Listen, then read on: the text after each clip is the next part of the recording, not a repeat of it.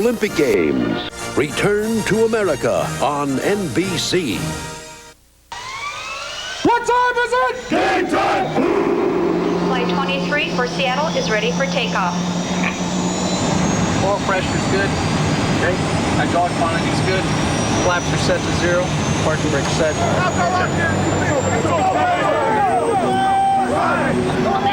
Flight 40 from Chicago has just landed.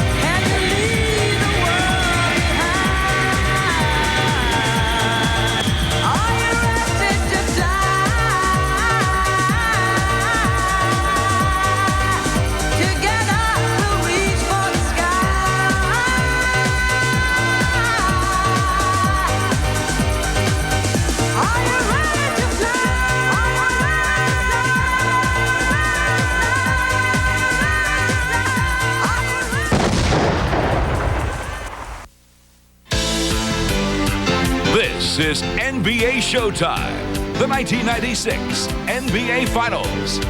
Here's your host, Bob Costas.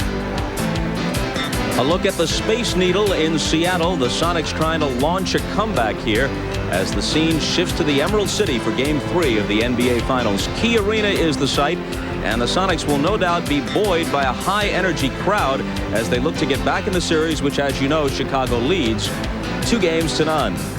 Fans making their way in, still late afternoon. Beautiful sunny day here in the Pacific Northwest. There was only one game this season between the Bulls and the Sonics in this arena back in November, and the Sonics were able to defeat the Bulls in their lone Seattle meeting this year. It's been 17 years since an NBA final game has been played in Seattle.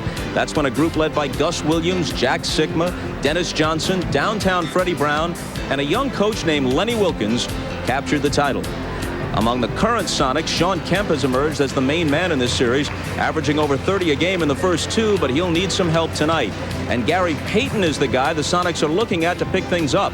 Just 13 points in each of the first 2 games for Seattle's leading playoff scorer entering the finals. Michael Jordan still hasn't had that bust-out game everyone knows he's capable of, and Seattle certainly hopes tonight isn't the night that the #1 playoff scorer in history goes wild.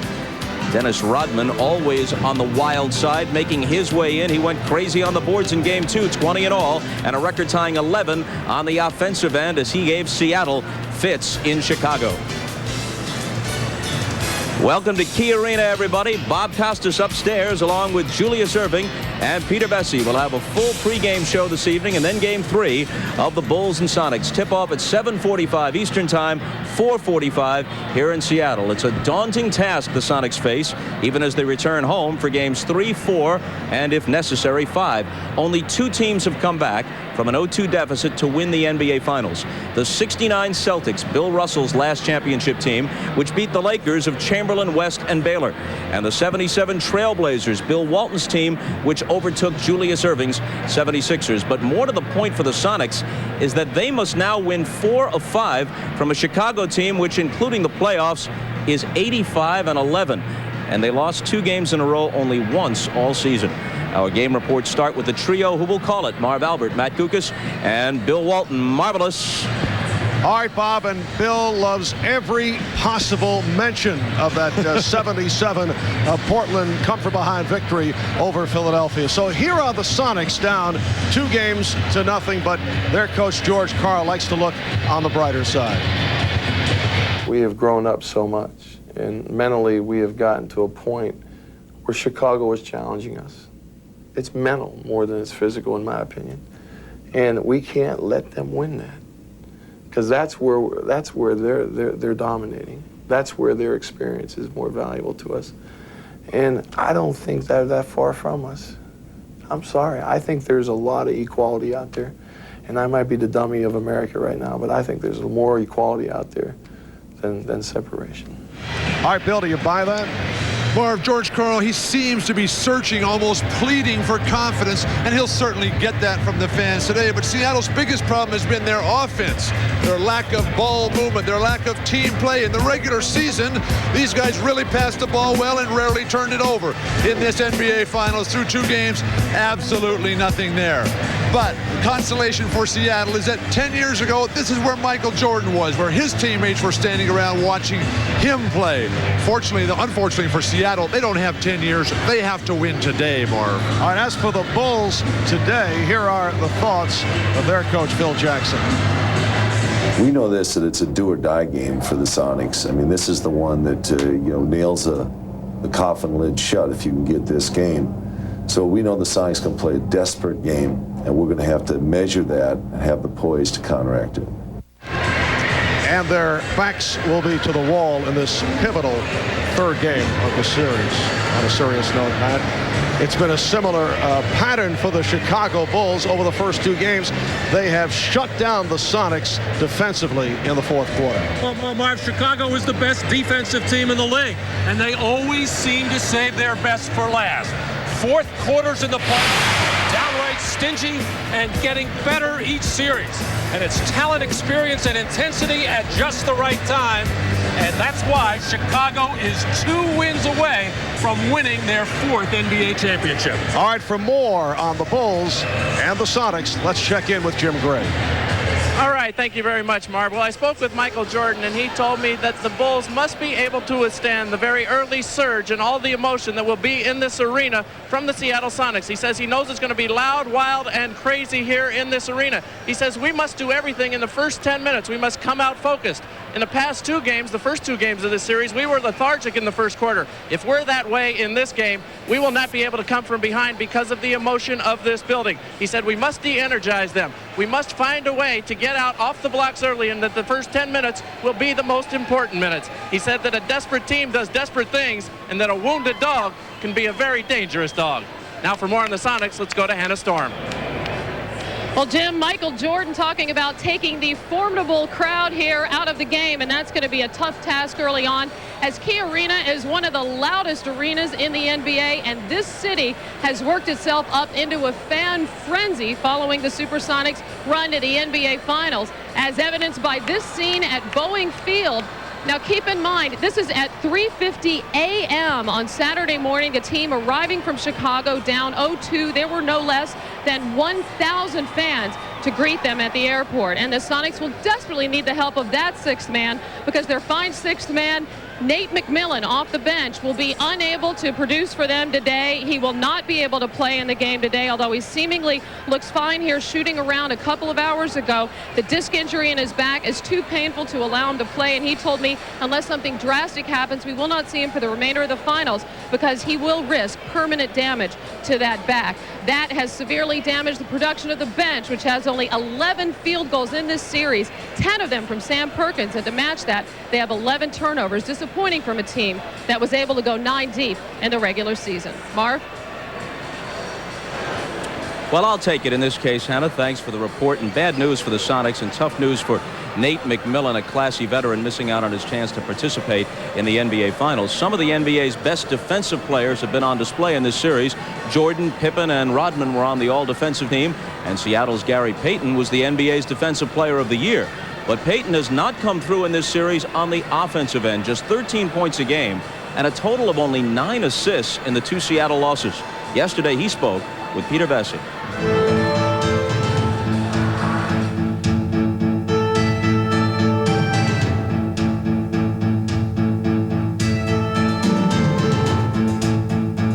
Are you personally trying to make Michael Jordan eat his words? You guys have been jawing at each other pretty well for 2 games. Fun thing, it's just what are you fun saying? between me and him. He's intense, I'm intense. We both competitors. It's nothing against him. I know he's a great basketball player. He is the greatest basketball player that played the game. But you don't back down from him.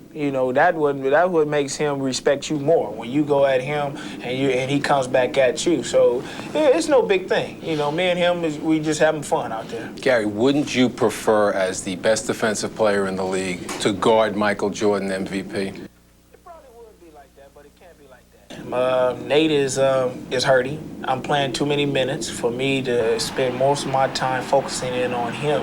I would have to play at least 35 minutes for me to focus my time more on him and try to defend him. But it can't happen right now. It's just something that happened. Nate McMillan is hurt. I have to play 45 to 46 minutes now. And I'm at a position where I'm at the point guard where I got to control my team more. And if Nate was there and I can go to the 2 and do that, then we can probably mix it up like that. But it's not possible right now.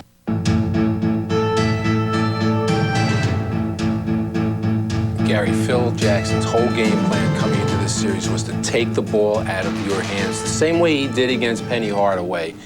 Now, once he does that, why don't you demand it? Why aren't you going after it? Or why are you even giving it up against the double team? Shouldn't you play with the double team a little bit more? No, that's selfishness. I mean, if I play against the double teams, these guys are playing too much great defense. I try to play against them, that's turnovers. I mean, me trying to force my situation is not a good thing for us right now. They're spending so much time on trying to deny me from getting the ball that Hawkins, Detlef Schrempf can penetrate it and make things happen. Shawn's having a great series because of this, because they can't double down on him now because one guy is always paying attention to me. But can the Sonics win with you getting 13 points and 3 assists? Most people can't. Most people don't think so. But what do you think? I think so. I think really? so. You seen we was in game 2 without Nate. Without Nate, I don't know. I mean, with us two, our team is used to us two being there. Me doing a lot more than what I'm doing now. But I still think so. I got a lot of confidence in these guys. They showed me that in game 2. I think that in Seattle it'd be different. Well, Doc, Gary Payton seems to believe that with him playing more or less as he has, the Sonics can win. But you say he better step up. I think so, Bob. Gary's playing with a lot of poise and confidence, and I think the Bulls have made him go into a false sense of security about that, as if he's doing enough for the Sonics. Gary's dropped off from 21 points a game in the Western Conference Finals to 13. That's a little too much. In the playoffs, particularly the finals, you got to step up. He's not guarding Michael Jordan, so he's got to pay a little bit more attention to Ron Harper, who has stepped up. Ron would score 3 points a game against the Sonics during the regular season. Now he's scoring 13.5. That should be an embarrassment to the Defensive Player of the Year. Payton has been on the floor virtually every minute of games 1 and 2, but he's young, and this is the finals, so he can rest very soon. In terms of his observation to you, that they can win with him putting up these sorts of numbers. 13 points, maybe, they can survive, but not 3 assists, Pete. No, not at all. The Bulls definitely have shut down Payton. You might say that they've locked him in the glove compartment. What I've got to see out of Payton from now on, if the Sonics hope to get back into this series, is go on the attack defensively and offensively. Don't be so quick to give up the ball when that double team comes after him. Toy a little bit with it. In the history of this game, only Kevin Johnson and Isaiah Thomas have been small men who can dominate the fourth quarter at this level. I believe Gary Payton belongs in that company. We'll see. But so far, he hasn't had the kind of impact that the Sonics would have hoped for. When we come back, we'll hear from a guy who has had a major impact so far, especially in Game 2, the multi-hued robo-rebounder Dennis Rodman. That's next when NBA Showtime at the Finals returns.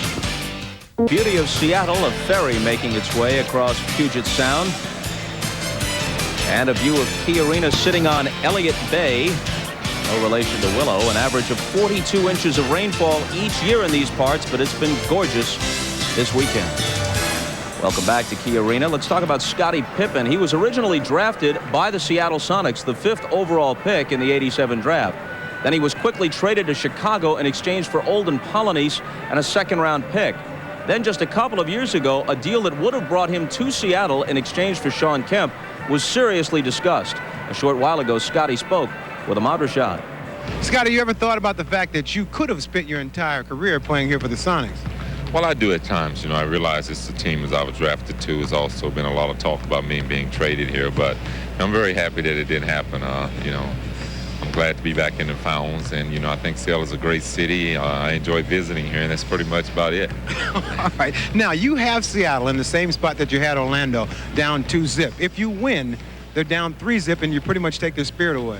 That's what we have to do. We can't allow this team to gain any confidence by getting a win in this series. And if you allow this series to get 2-1, then they feel comfortable at home. They feel like they can win the next couple games. So our focus today is to come out and win the first game here. your biggest concern going into this game? Well, I think we got to limit our turnovers. We can't play as bad as we did in Game 2 with our turnovers in the first half because this team really feeds off of turnovers. They score off of turnovers, and if we can limit that, then we've allowed ourselves a chance to win here. All right, thanks, Scottie. Thanks, Mom. All right, thanks to Scottie and to Ahmad. Now, on this program, we attempt to cover the broad cultural scene, and so we offer this item. Before the NBA season began, Michael Jordan spent several weeks in Los Angeles filming a movie on the Warner Brothers lot. The movie, titled Space Jam, is due out in November, and Michael isn't the only recognizable character in it.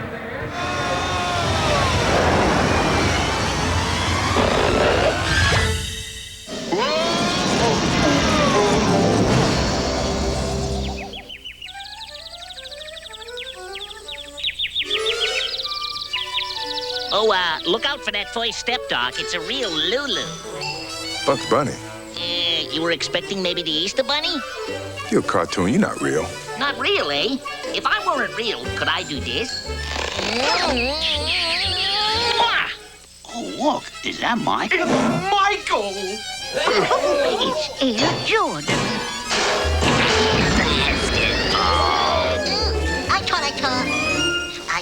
I did see Michael Jordan.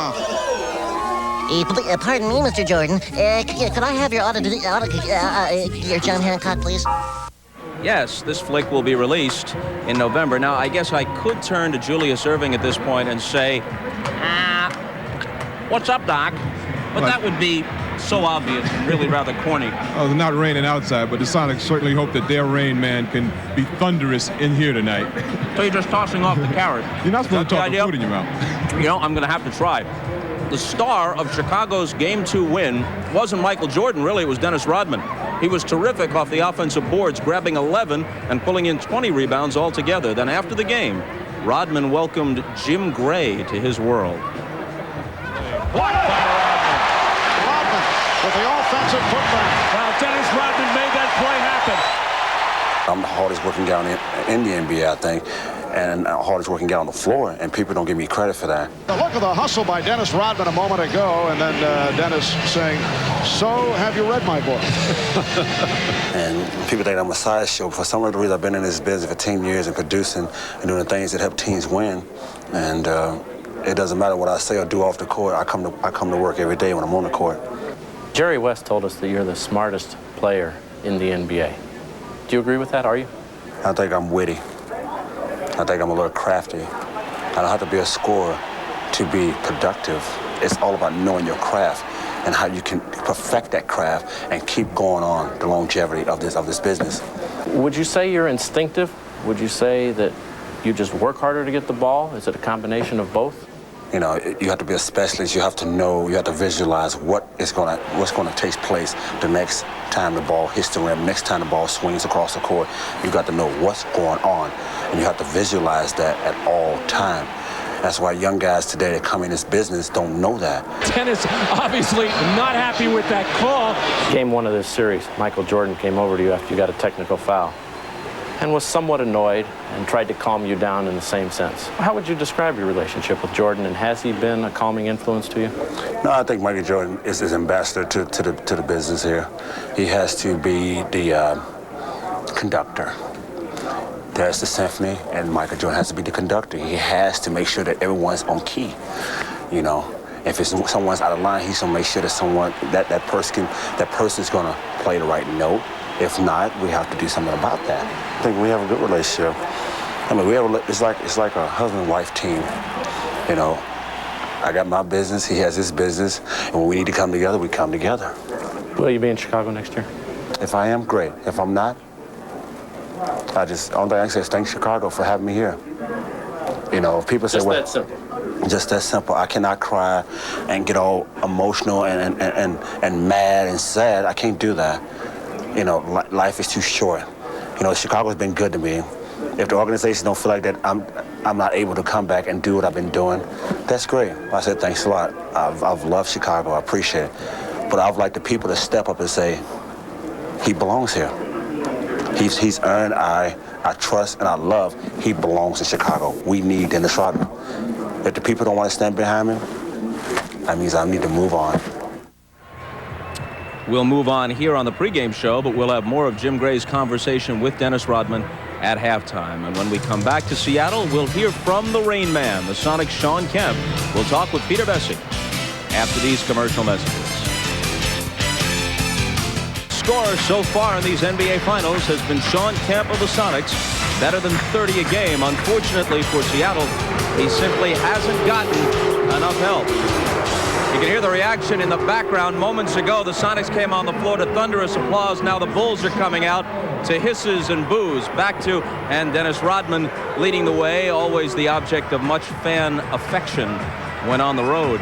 Now back to Shawn Kemp. He has gotten himself into foul trouble throughout these playoffs. He fouled out of Game 1 against the Bulls, in fact, but in many ways, Shawn Kemp's game has matured during this postseason, and yesterday he spoke with Peter Bessie.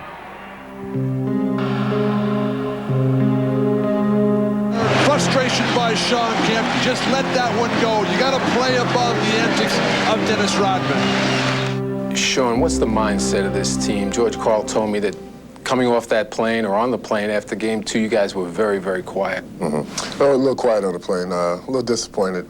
But, you know, you still have hope and believe, and just got to come out, play a little more energy, a little more fire. You know, hopefully make the guys a little mad, a little angry when they sit around and think about it today, and we come out fighting. What's going to make you angry?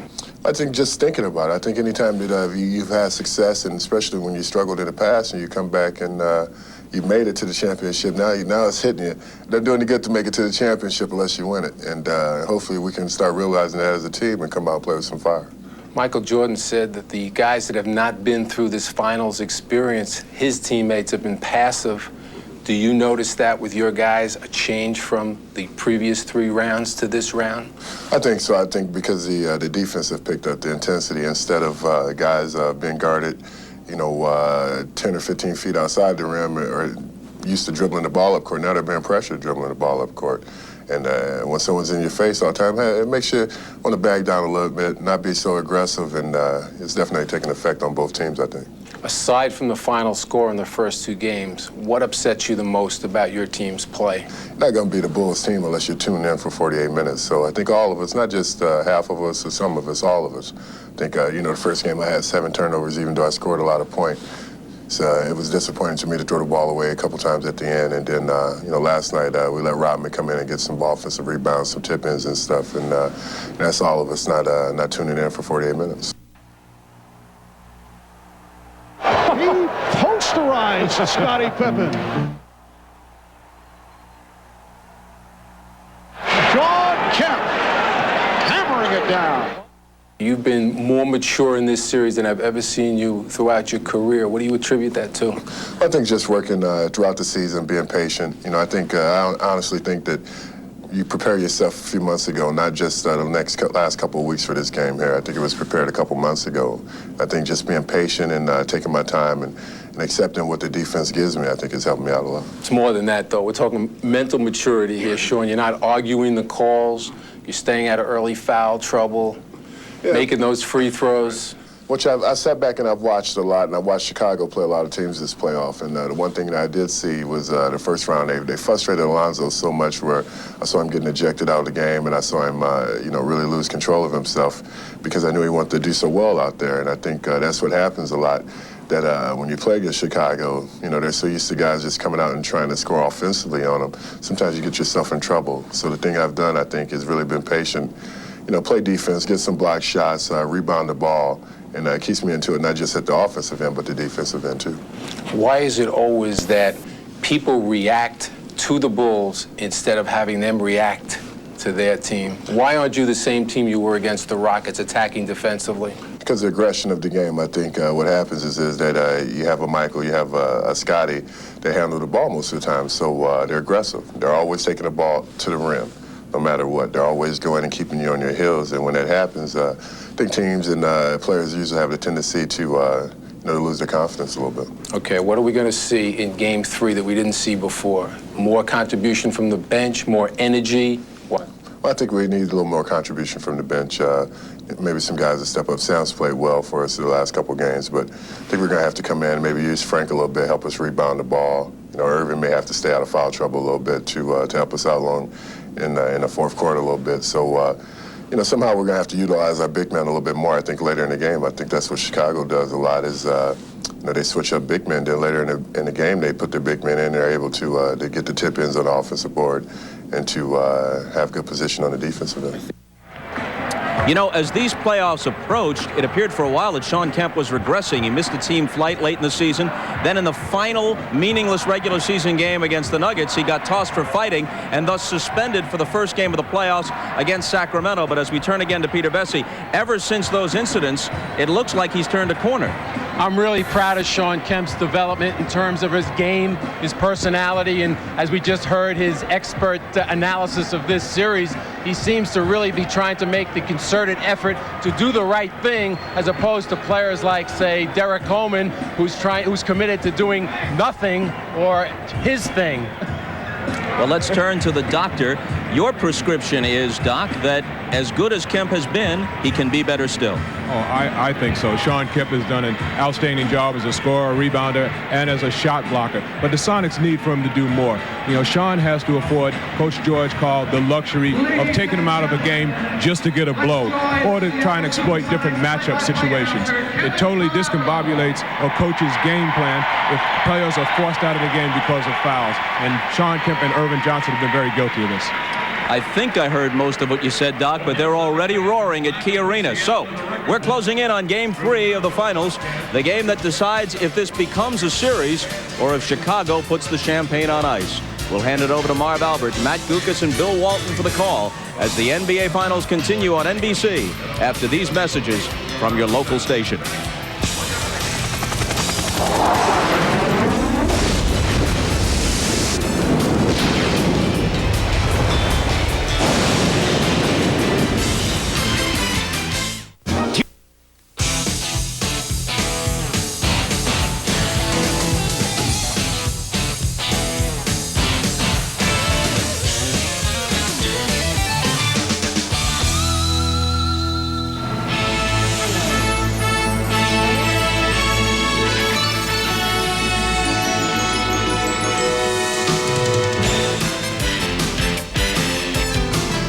This is the NBA on NBC.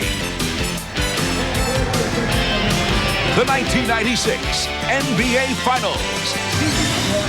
It is a beautiful 65-degree day in the Pacific Northwest as you look at the new Key Arena located in downtown Seattle. This capacity crowd of better than 17,000 is hoping their Sonics can get back into the series after losing the first two games on the road. It's the Chicago Bulls and the Seattle Sonics in Game 3 of their best of 7 NBA Final Series. Hi, everybody. I'm Marv Albert along with Matt Guokas and Bill Walton. And, Bill, the major concern of the Sonics, the fact that their all-star point guard, Gary Payton, just has not done it in games 1 and 2. What do you look for tonight from Payton? Marv, Seattle's making this just way too complicated, and because of it, Gary Payton has been a non-factor offensively. Late in Game 2, Gary Payton had a terrific look, wide open with the game on the line, and he barely drew iron. The frustration's so very evident. He's their dominant offensive weapon. He carried them through the Western Conference playoffs, but in the finals, he's been virtually non-existent. Now, the strength of Gary Payton is his competitiveness, and the decision not to put Gary, the Defensive Player of the Year, on Michael Jordan has totally taken Payton out of his game. He needs to ride the fans, Marv, their emotional lift, and have a breakout game against Jordan. And, Matt, it's clear in the first two games of this series, the Sonics' major emphasis has been in the direction of Michael Jordan. Seattle's strategy has been to double-team Michael Jordan. Easier said than done. He is too quick and too alert. In the post, Jordan knows help is coming. He feels the double team coming from the top, but escapes with a hard spin to the baseline. No weak side help and no chance. Then with that left shrimp on Michael, Hersey Hawkins comes to double. Then Gary Payton makes it a triple team, and all fail to keep him out of the middle. The draw dish to Pippen for one of his 8 assists in Game 2. Now this production would be outstanding for anybody else, but Michael is not satisfied at all. You get the feeling that Michael is due for a monster game before this series is over. Well, they are pumped here in Seattle, ready for Game 3 when we come back. Figures to be a wild scene for the introduction of the starting lineups.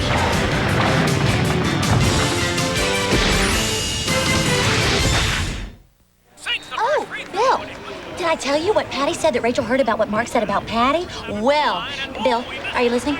Anyway, Patty ran into Rachel, who had run into Mark at a party. So, according to Bill, are you listening to me or to the game? 5 ticks left on the clock. Missiles down by 1. Just a reminder, this game brought to you by Miller Lite. When you've got the great taste of an ice-cold Miller Lite, life is good. Smith inbounds to Wakeman through the paint. Tomahawk jam. Yes! Life's funny. You never know what to expect. But you do with the Toyota Corolla.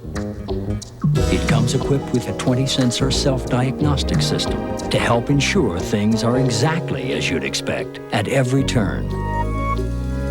Life's full of surprises. Your car shouldn't be one of them. The newly restyled Toyota Corolla. It's where 28 years of innovation have taken us.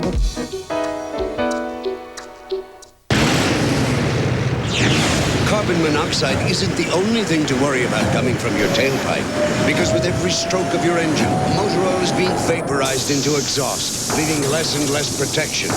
That's why there's Castrol GTX 10W30. Of every leading 10W30, Castrol provides the most protection against volatility burn-off. So use Castrol, or watch more of your protection go up in smoke. Castrol GTX, the most protection against volatility burn-off. The NBA on NBC is brought to you by Miller Lite. With a great taste of an ice-cold Miller Lite, life is good.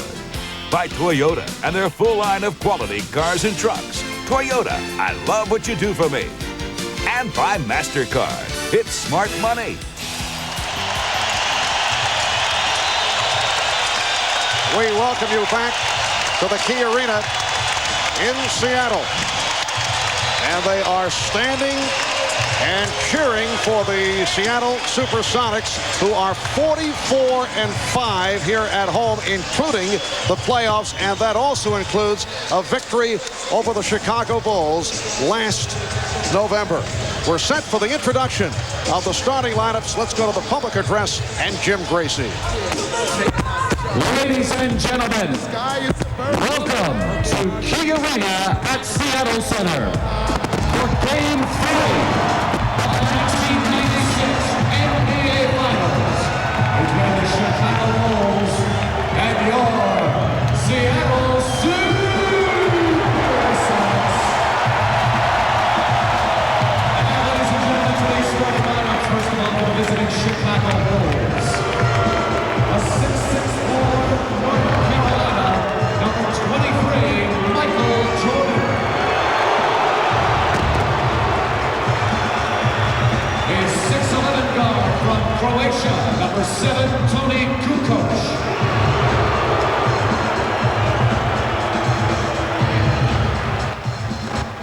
A 7'2" center from New Mexico, number 13, Luke Longley.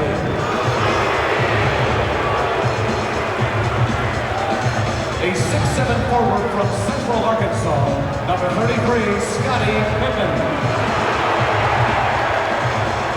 And a 6'6" forward from Southeastern Oklahoma State, number 91, Dennis Rodman. And the head coach of the Chicago Bulls, Phil Jackson.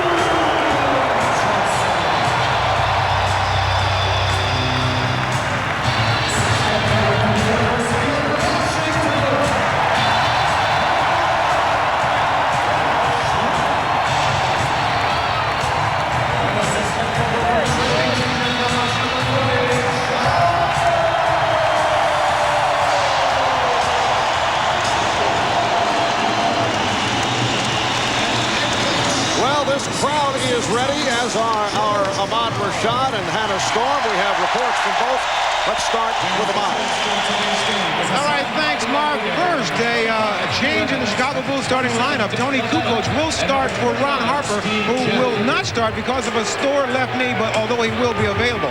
Now, in Game 2, Michael Jordan and Gary Payton finally got together for a little on-court conversation. Now, while it was very animated, Michael told me it was still friendly. He said he was welcoming Gary to his home and reminding him that they had no chance of winning there in his house. Now, Gary reciprocated by saying, well, on Sunday, you got to come to our place and things will change. Now, Michael told me that he doesn't like having these kind of conversations on the court. He'd rather let his playing do his talking, and he feels like he struggled the first 2 games, and now it's time to have one of those statement games.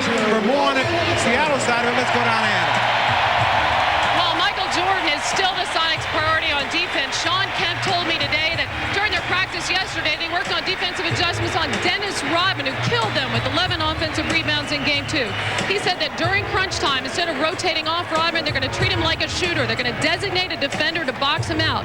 That defender's either going to be Sam Perkins, Frank Rakowski, or perhaps even the strong and quick Vincent Askew. It will not, however, be Shawn Kemp, creating some potentially strange matchups in certain situations. Kemp said the main thing they emphasize, being aware of Rodman at all times, even though he may not be a scorer, recognizing that he is a formidable force on offense. Mark?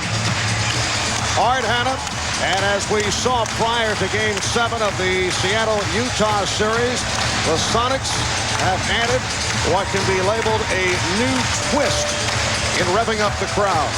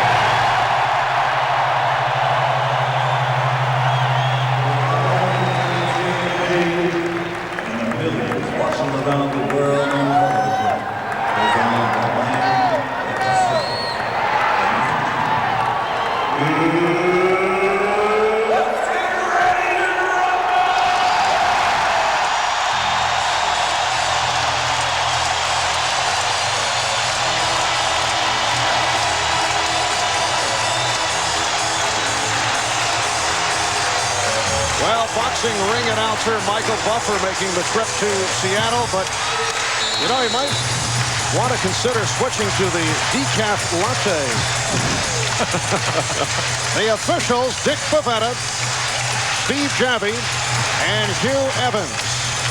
A reminder that the Sonics and the Bulls are well aware of. Only 2 teams in the history of the NBA have been able to come back from an 0-2 deficit. Bill's Portland team did it in 1977 over the Philadelphia 76ers. Boston did it in 1969 against the Los Angeles Lakers. Seattle's got to have a great start today to give these fans some hope and keep them cheering. Plus, they have to attack and execute on the offensive end, fight through the fatigue. And the Bulls say they are ready for this emotional onslaught from this crowd. They know the Bulls, that is, cannot ease into this ballgame. Seattle is starting to gain some confidence. It is Irvin Johnson and Luke Longley on the opening tip and taken by the Bulls. Tony Kukoc in the starting lineup for Ron Harper, as Ahmad mentioned, because of the left knee bothering Harper, but he is expected to see action. Jordan going at Hawkins to the fadeaway. Rodman missed the tip. Longley missed. And Payton came up with the loose ball. So the Sonics to the offense for the first time, and it is Jordan guarding Payton. Shrimp laid by Kukoc. Backs him in and feeds to Kemp. Rodman with the rebound. Dennis coming off the 20-rebound performance in Game 2. Longley. Well, Chicago had missed its last 12 shots. That figure dating back to Game number 2. And Luke Longley scores for the Bulls. Longley knocked it away. And a foul is called. Luke Longley got off to such a terrific start in game one. A lot of it was because Irvin Johnson was looking to help other people out. Here, a terrific defensive play by Longley to first strip and then hold his position against Shawn Kemp. And a bad pass, so the Sonics give it right back. Shawn Kemp jumping in the air to pass. Cardinal sin in basketball. I don't see what Luke Longley did to deserve that foul. He stood totally still. Here is Kukoc. Well, Michael Jordan had a little chat with Tony Kukoc during the course of game two and felt that he was a bit on the passive side. We recall he was tentative, held back and taking shots. And again, the ball to the Bulls, a traveling violation. And Tony Kukoc took some big shots in the third quarter, and as he did in game number one, helped to turn things around. Pippen able to save that backdoor pass. Here is Jordan for three. The Bulls continue their terrific ball movement, and I like the fact that Michael Jordan is guarding Gary Payton here. He is not going to let Gary Payton get off. Well, Payton does get it off and hit. What were you saying, Bill? Timing. Right in your face, Walton.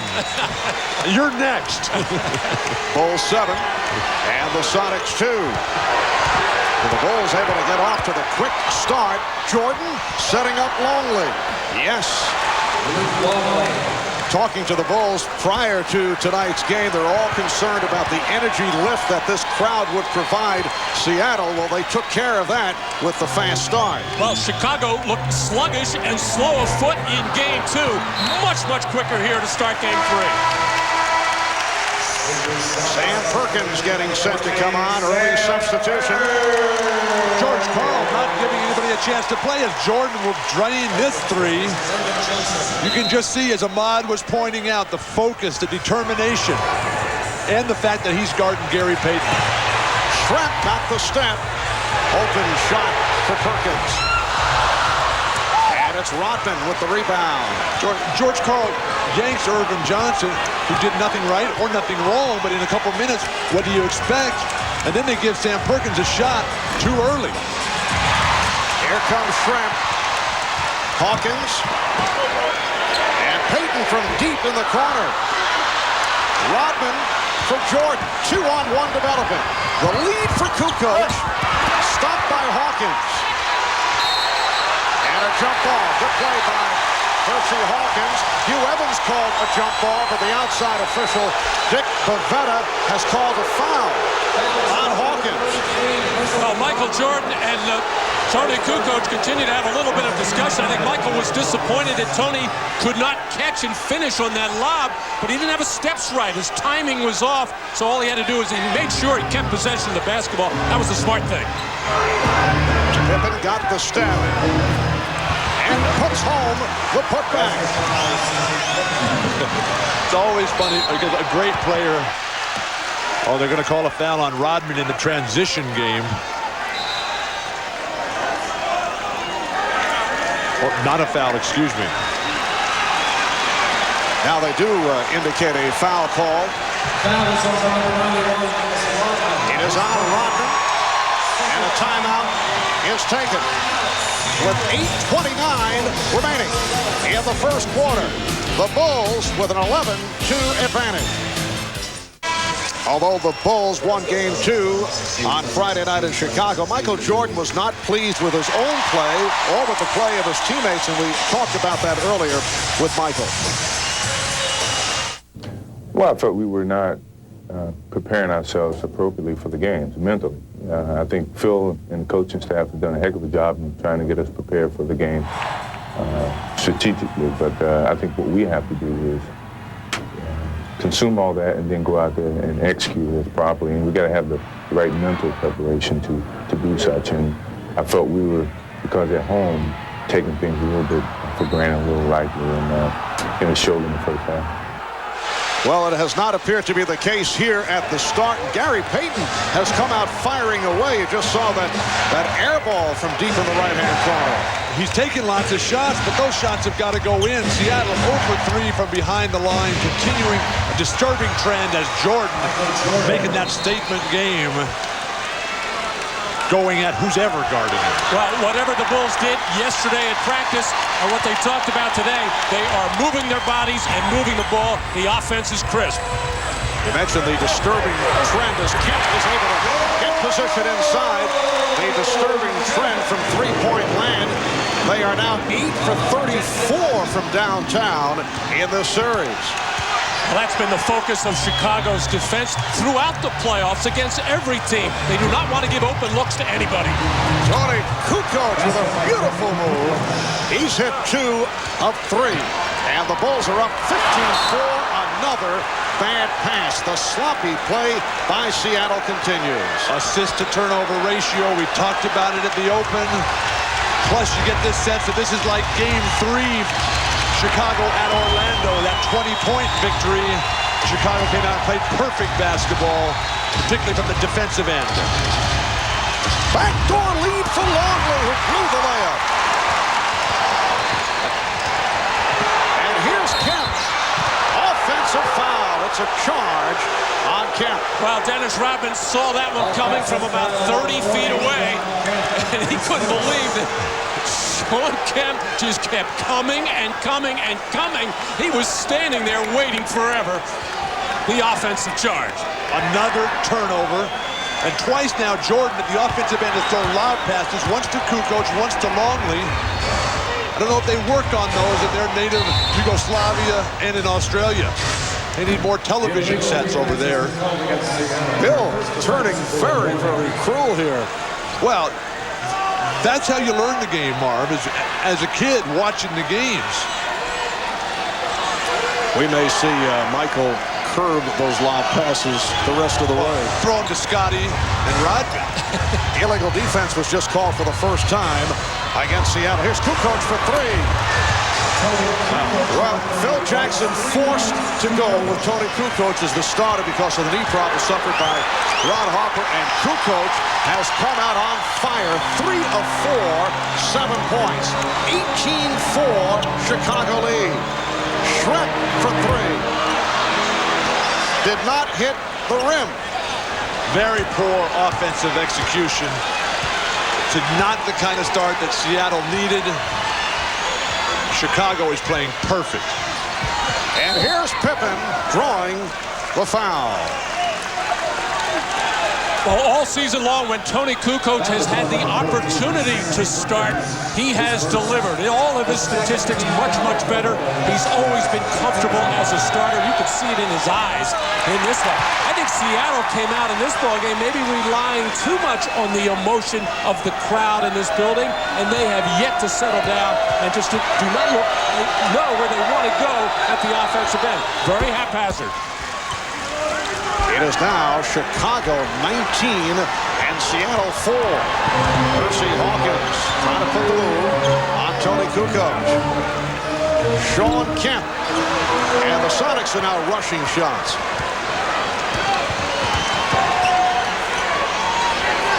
Longley with the pick. Oh, beautiful pass. And the Bulls showing their usual superb ball movement. Jordan, the tip by Pippen. What an effort to get to the ball. Marv, Chicago's tipping a lot with great positioning, but they bring those down and just try to go up with them again rather than very difficult tips which aren't falling right now. Well, the crowd wanted a foul. Percy Hawkins challenging Luke Longley. It will be Seattle ball, 17 on the shot clock. Shrimp. I thought the Sonics had a notion early in this game. They wanted to go at Kukoc with strength. They went a couple of times. Detlef didn't take the shot, but there's a mismatch there. They looked at the tape of the game the other day. Tony Kukoc has trouble guarding anybody. Longley. Try to bank it. Kemp on the rebound. Hawkins, 3-on-1. Payton for Perkins. Nicely done. And that gets the crowd going. The Bulls with a 19-8 lead. delay of game warning with the Sonics batting the ball away following this. The 3-on-1 set up by Michael Jordan, gambling just over midcourt, going for the steal, and Tony Kukoc had to feel like Custer there. And the Bulls call for time. 4:50 remaining in the first quarter. Finals.com. Game previews, player bios, audio and video clips, and more. Finals.com. Check it out. Back at Key Arena, where the Bulls have an early lead on the Sonics, 19-8. An animated Seattle huddle.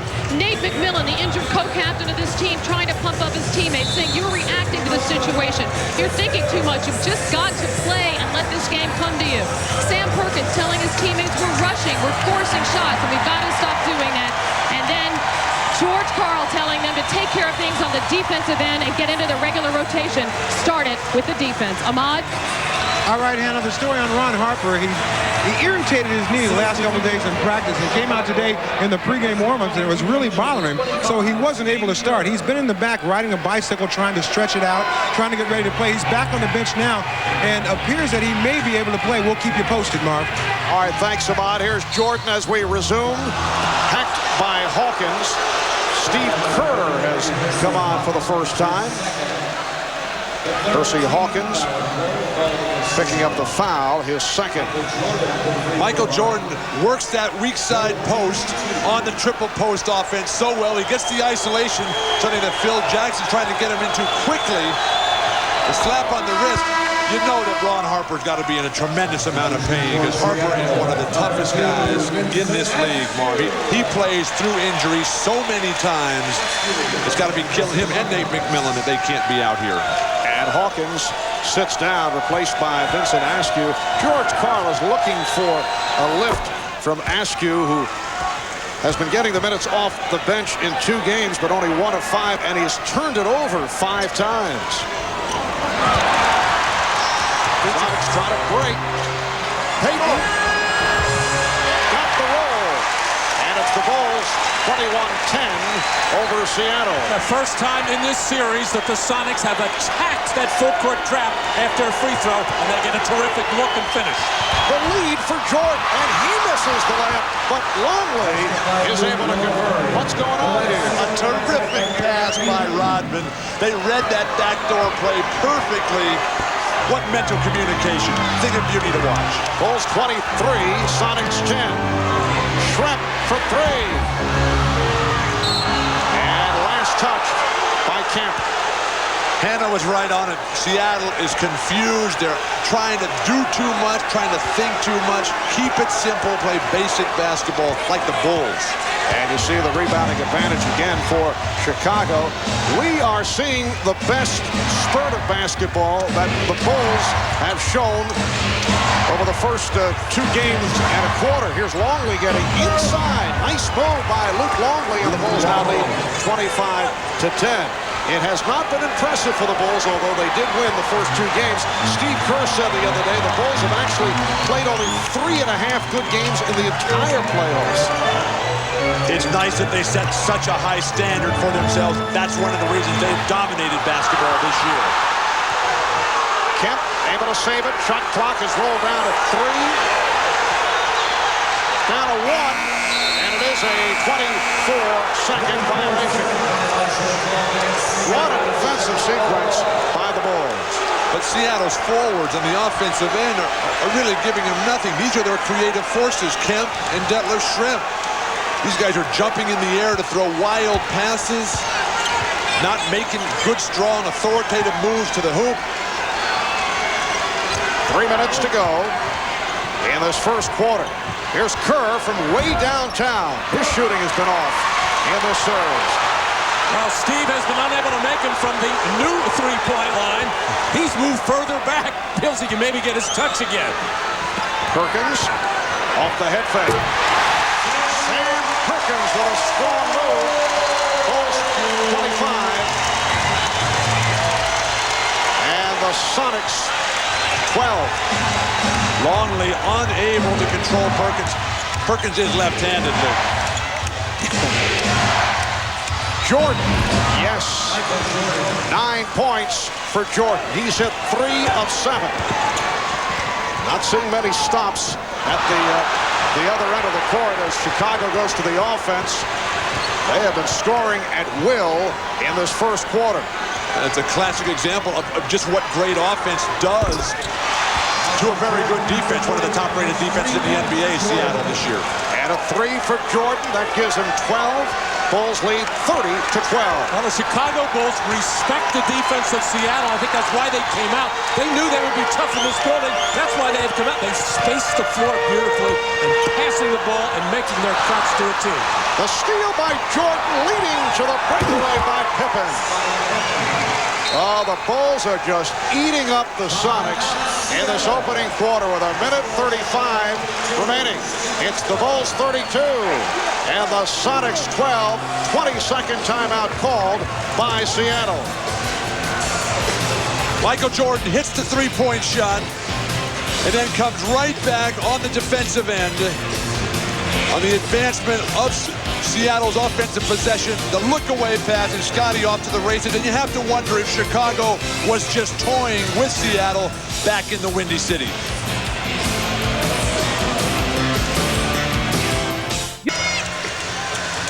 Well, a 20-point lead for the Chicago Bulls with 1:35 remaining in this first quarter. The largest lead at the end of the first quarter in the history of the NBA Finals. 20-point lead by the Lakers over the New York Knicks back May 6th, 1970. That was game number 6 of that best-of-7, followed up by the long-remembered Willis Reed appearance in Game 7 back at Madison Square Garden, leading to the victory in the series by the Knicks over the Lakers. Pippen on a lead for Rodman. And the onslaught continues. And no excuse for that on the part of Seattle. Just very poor transition defense. And plenty of time to get back and cover up in the lane. We're approaching 1 minute left in this first quarter.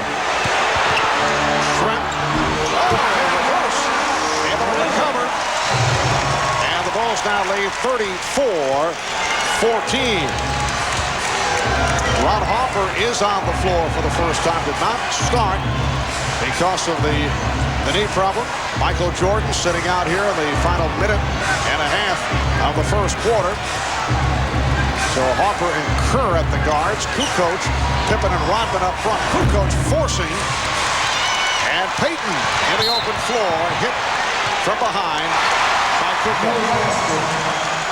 Well, every opportunity that the Bulls get to run, they will. Whether it's a steal, whether it's a rebound, the outlet pass of Scottie Pippen getting out, getting the lead pass from Kerr, and attacking the defense, and just Dennis Rodman sneaking in on that right side, even though Pippen jumped in the air, plenty of time to find the open man Rodman. The Bulls get out of their offense when Jordan goes to the bench. Scottie's got to take a more assertive role. Perkins able to save that pass, nearly thrown away by Askew, and a foul committed by Kukoc, his second. Plus, when Luke Longley was in, he did a good job staying in front of that basket, forcing the Sonics to the perimeter game. Longley goes to the bench, and Sonics having some success at the hoop. Sam Perkins at the line with the Bulls over the limit. Sam coming off a 5 for 10 shooting performance, 13 points in game 2. Now Jordan returns. Harper sits down. Don't know if Harper's going to be able to give much today. He looked a little gimpy out there, Marv.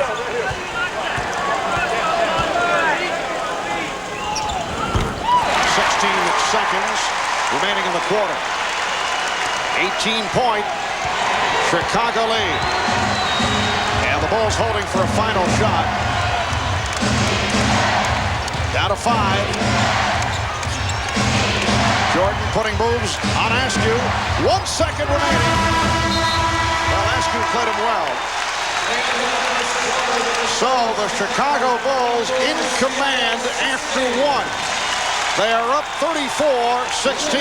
Tony Kukoc providing a lift in the starting lineup at 3 of 5, 7 points, 12 for Michael Jordan. We'll be back in Seattle right after these messages.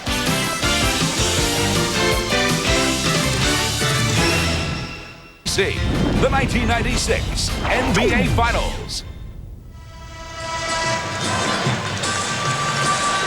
Well, the Bulls with a 34-16 lead on the Sonics as we head to the second quarter here in Seattle. Eddie Vedder of Pearl Jam on hand. He was at the 2 games in Chicago, a native of Seattle, although has ties to Dennis Rodman. And there's Kenny G, who did a terrific job with the anthem prior to the game, although Bill, Matt was disappointed. He thought Kenny G would sing the anthem. A little confused about it. Kenny is a regular Sonic fan. Played the national anthem the opening night here, but the Sonics are shooting themselves in the foot here. They got 6 turnovers. They're 0 for 6 from behind the line. They've given up 6 offensive rebounds. They're down 18 points. Well, George Karl was telling us on Showtime that he thinks it's mental, not physical. It may be a bit of both here in the first half. Well, the Bulls have brought their A game in that first quarter. By Payton. And it's now Chicago 34 and Seattle 18. Bill Wennington on the floor for the first time. Jordan with Pippen, Kukoc, Wennington, and Rodman. Shot clock at 6. Jordan got the step, rejected by Kemp. Shawn Kemp came over and made the block. Jordan is very frustrated. Just 2 seconds on the shot clock. He is playing so well. His teammates, Kukoc, not keeping up with Michael Jordan today, and he's frustrated about it. All right, Jordan. Will it count? No. 24-second violation. Well, Dick Bavetta, the trail official, having a look at this, but so difficult to hear. You see the shot clock on the left part of your screen. Very, very close. Michael Jordan, in his inner ear, he felt it was good. But, Bill, you have gotten the matchup that you have wanted so far in this series. Payton and Jordan finally matched up. And that was the first turnover committed by the Bulls. Foul on Wennington. I just don't understand why Seattle waits for game 3 to get it going. Or to get behind by 16. Absolutely. Payton, Askew, Hawkins, Perkins, and Kemp on the floor for George Karl. Here's Payton for 3. They cannot hit the 3-point shot. They have missed their last 14 from 3-point range. And that one didn't have a chance. It didn't look good at all. Wennington run into by Askew. And right away now Michael realized that he is being defended by Payton. He is just going to run to the low blocks on either side and try to be the post man in this triangle offense and try to get inside as much as possible. Not that Payton is much smaller, but Jordan's certainly stronger than Gary Payton inside. And you recall they got involved in a heated exchange during the fourth quarter on Friday night. Jordan said it was just conversation. He said he can't get in my head, and I'm pretty sure he's not going to let me get in his head. Jordan said to this point, that is a standoff. Kukoc. Oh, what a move by Jordan, but not able to hit. Just watching Jordan and getting in up close to his face and seeing the defensive effort. Askew with the floor. And the Sonics showing some signs. They are now down by 14. But Jordan's presence just so inspirational. And the crowd very much back into it. Hugh Evans calls the foul on Gary Payton. 8:01 by Seattle. And right away, Michael wanting to take that weak side post position against Payton, and Payton battles hard. This is why he is the defensive player of the year, and really, that was not a foul. That was just good, hard, tough post defense. If that were 2 big men, they wouldn't have blown the whistle. And the battle continues between Jordan and Payton. Jordan turned it over, picked off by Hawkins, who was blocked by Pippen for the foul on Scottie Pippen. And Michael is forcing things a little bit right now. He wants to take it to Gary Payton in every opportunity. Timeout taken by Phil Jackson. 2:04 gone by in the second. The NBA Finals continue. Game 4 Wednesday night at 9 Eastern on NBC. On NBC is brought to you by Plymouth. One clever idea after another. That's Plymouth. By Microsoft. Where do you want to go today? And by Dr. Pepper and your local Dr. Pepper bottler. Dr. Pepper is just what the doctor ordered. We welcome you back to the Pacific Northwest as you look at Dennis Rodman, who a moment ago was hit with a technical foul for what is termed unsportsmanlike conduct. Well, I should say Dennis Rodman giving the two-hand disgusted wave towards referee Steve Javie. And that is automatic. We saw it in game 1 with Joe Crawford. As soon as you put those two hands up and wave in that fashion, you don't even have to say anything. That's an automatic technical. And Dennis is trying to explain to Coach Phil Jackson, I didn't do anything, Coach. Absolutely nothing. There's no way you can show up the referees. Dennis clearly at fault there. Percy Hawkins converting on the technical. Once again, Dennis Rodman called for an early technical foul. Back in game 1, that led to the Frank Burkowski-Dennis Rodman controversy. And Bukowski has not been a factor since. George Karl refused to give him a chance to play. And Bukowski can be a positive contributor for this Sonic team. Well, the Bulls have led by as many as 22. Payton with the back-in move on Randy Brown, who just came on following the timeout. Brown extending the knee and is called for the foul. So a 9-0 run by the Sonics. A good move by Phil Jackson, though, to get Brown in there to watch Payton for a while. I think he sensed that Michael Jordan was trying to do too many different things once Michael will settle down a little bit. Here's the double on Kemp. Jumping to pass. Askew, as a result, lost it. A host of turnovers in this first half by Seattle. The Bulls have missed their last 5 field goal attempts. Pippen getting the good position. Shot clock at 6. Travel call. Scottie Pippen was hammered inside. The non-call led to the scramble play in the perimeter and the confusion for the Bulls.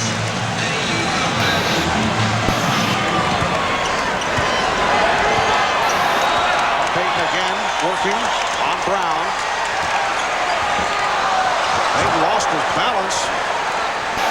Payton, oh, what a sequence for Gary Payton. Well, Gary Payton operates so well when he gets the ball down low on the left side. That's one of the things that Ron Harper has kept him from doing it. Brown puts good pressure on, but he shouldn't let him get that deep.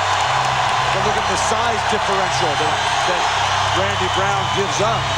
Weddington going glass. And now Steve Javie with a call. Maybe a double foul here. Yes, it is. A double. It's on Kemp. And Rodman. And Rodman getting a break there, and Shawn Kemp can't believe anything was called against him. He was just boxing out, a push and a shove from Dennis Rodman, and very quickly, Michael Jordan got right into the face of Dennis Rodman and told him, cool it right now. You've already got the one technical, and this was very close here. On the weak side, Rodman and Kemp battling for position. And you see there, Rodman clearly the instigator.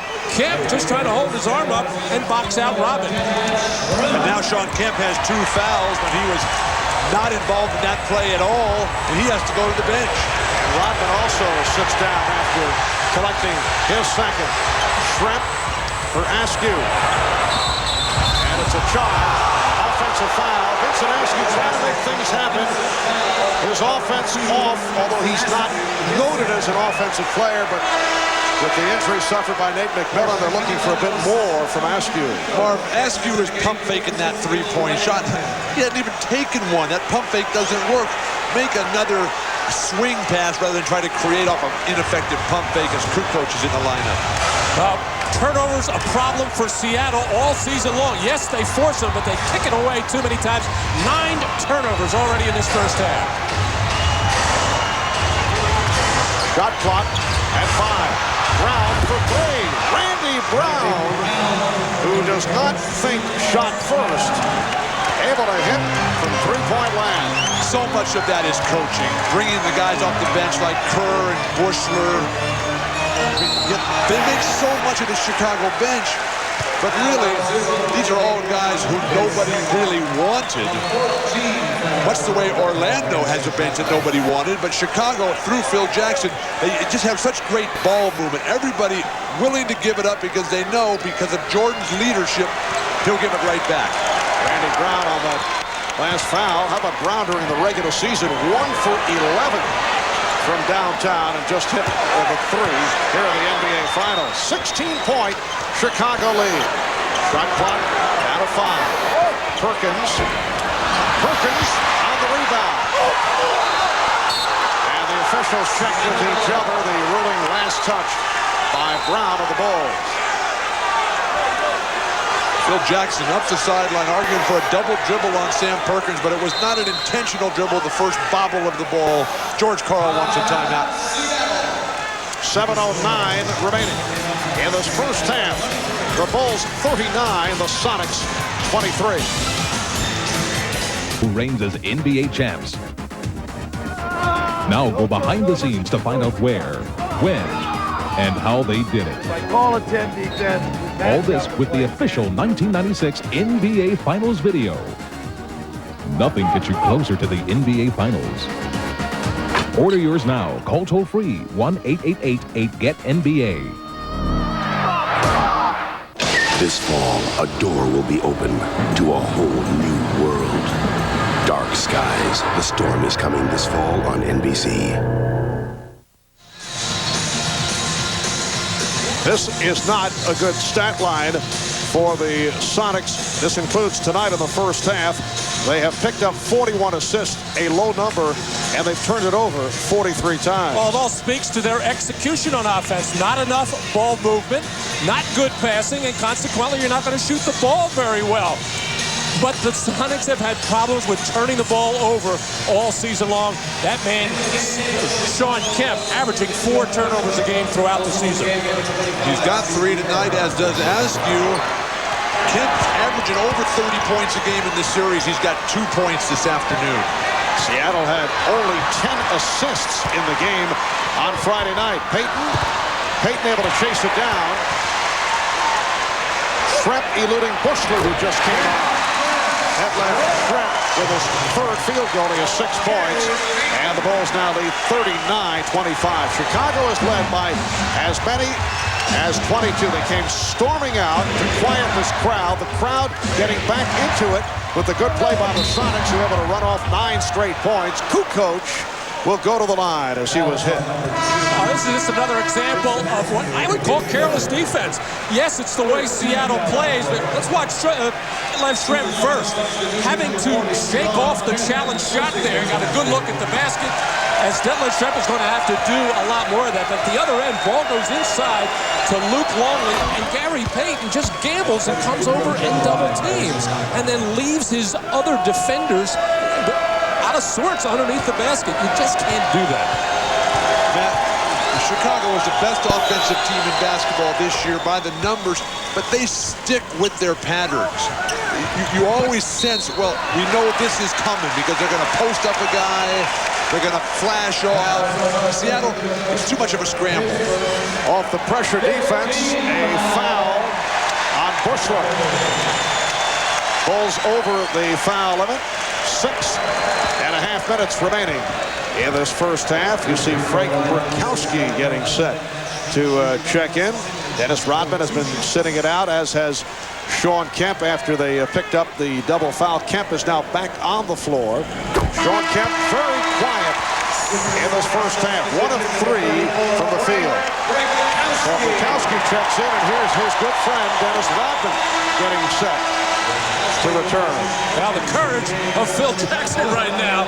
But Dennis Rodman already one technical, a couple of personal fouls. A volatile situation could develop. But I think Phil trying to show Dennis that he trusts him.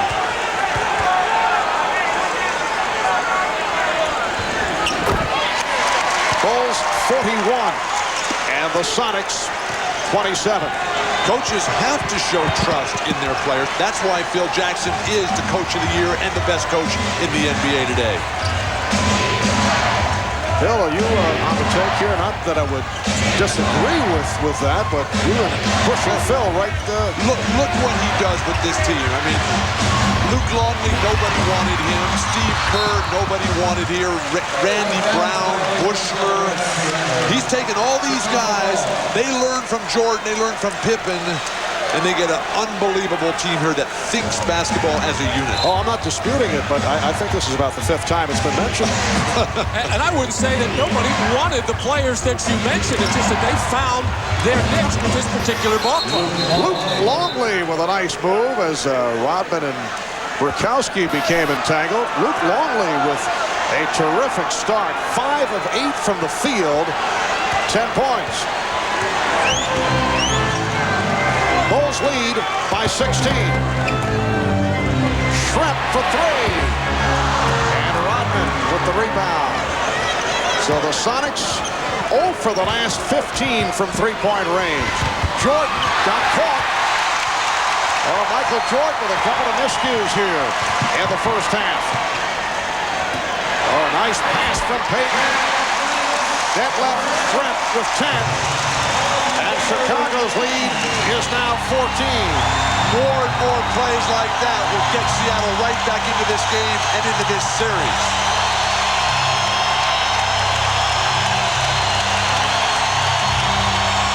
Kerr, yes.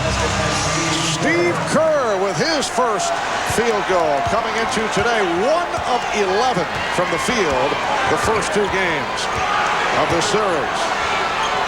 And coming off a superb shooting performance against Orlando. That left Schrempf, a different player here in the first half. There's manhandling Judd Bushler right now in the low post, but Detlef Schrempf can do that to various sizes and shapes of players. Timeout taken by the Bulls. 4:45 remaining in the first half. The Bulls by 14.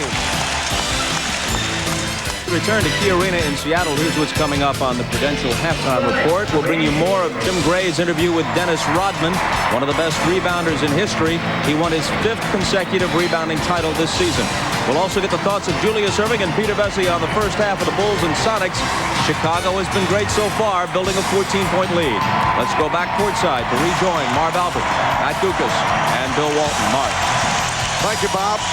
And the Bulls have been able to do it despite the fact that Michael Jordan only 4 of 12 from the field, and he has missed his last 4. He's also turned it over uncharacteristically on 2 occasions. They double up on Jordan. Kukoc. And back comes Payton. And Schrempf took his eye off the pass, looking for the shot. Mark, Gary Payton has a careless habit of giving up that ball in transition on the flow in the mid-court area. I think that's a bad mistake. Pippen is blocked, and then Schrempf. Burkowski, but with the strip, but threw it away. Now single coverage with Hawkins on Jordan, who goes right at him, and is fouled. And you mentioned Jordan's performance, Mark, but it was his start that set the tempo, that got him out to that 20-point lead. And they've just been sort of hanging on right now, just sort of trying to keep the status quo. Maybe get to halftime with a good solid lead, and then come out in the third and just really hammer down again. That seems to be Michael Jordan and the Bulls' approach today. Well, Michael had his free throw shooting problems in game 2, just 10 for 16. And he is well aware that every time that he drives to the basket, there is going to be some kind of a hard foul. Talking to him before the game, I asked if it was borderline of some of these maybe flagrant fouls. He said no. He said they are clean, hard fouls, and we expect them. We got to be ready to take them. We saw John Sally check in. So Sally with Longley and Kukoc up front, Pippen and Jordan in the backcourt. 16-point Chicago lead. Shawn Kemp, who has been quiet, facing the double team. Here is Shrimp. Burkowski. And knocked out of bounds. And a foul call on Burkowski.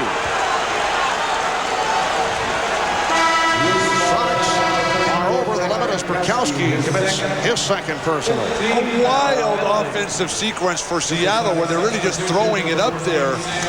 They need to get better shots. You drive in there, you draw the defense, and then you kick out to somebody who's standing at the foul line or the three-point line. Burkowski unable to get it going. And Burkowski sitting down. Jordan now with 15 points. The Bulls 48. And the Sonics 31. This game 3 of the best of 7 NBA Final Series. Game 4 here in Seattle Wednesday night. 9 o'clock start Eastern Time. 6 out on the West Coast. 3.5 remaining in the first half. Sally on Perkins. Kemp around Longley. And fouled by Longley. Well, Shawn Kemp is so confident when he goes into a one-on-one situation against Luke Longley, whether it's close to the basket, whether it's on the perimeter. He knows he can put the ball on the deck and get in there and create some contact from Luke Longley, and that was just a careless foul by Luke as he reached in. Shawn Kemp with just 1 field goal, 1 of 3 at the line.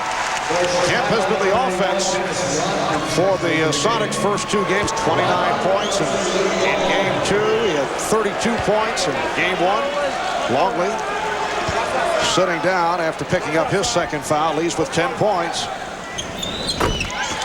So the Bulls with a 49-33 lead.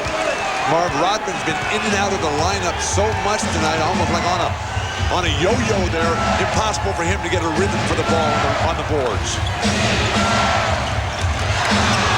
Kukoc able to save it. Pippen resets. Shot clock down to 4. And it will be Seattle back in possession. Now, if you're George Karl, you're just hoping in these last 3 minutes that you can close this gap, get us around 10 or 12, so you have something positive to talk about during halftime. Back comes Kukoc.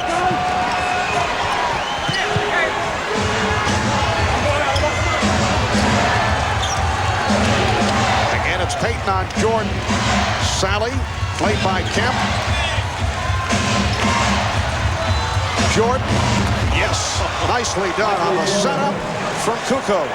Marv, they just keep moving all the time. When one guy has the ball, they're not standing watching. And there's nothing passive about Tony Kukoc here in the first half.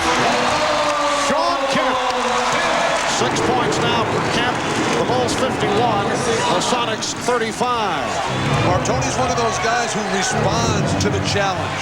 A very competitive guy, even though quiet personality. Harper out. He knows it's his day. And Michael Jordan picking it up. He has 20 points. The Bulls by 18. Well, Tony knows he's playing with a lot of fellas out there who have a lot of championship rings, and he's got a few European championships of his own. So that's a good lineup. Offensive foul. That's 3 on Kemp. Shawn Kemp working for low post position, just nails John Sally with an elbow in the head. The referee's right on top of it. Digging in deep there, Shawn Kemp leans right in. And that initial elbow from the left side, right to John Sally, who does know how to respond once that whistle blows. And Kemp sits down. David Wingate comes on for the first time.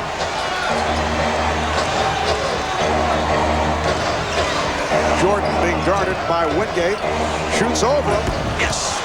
Oh, Michael is on fire now. 23 for Jordan. Three-pointer for Michael Jordan.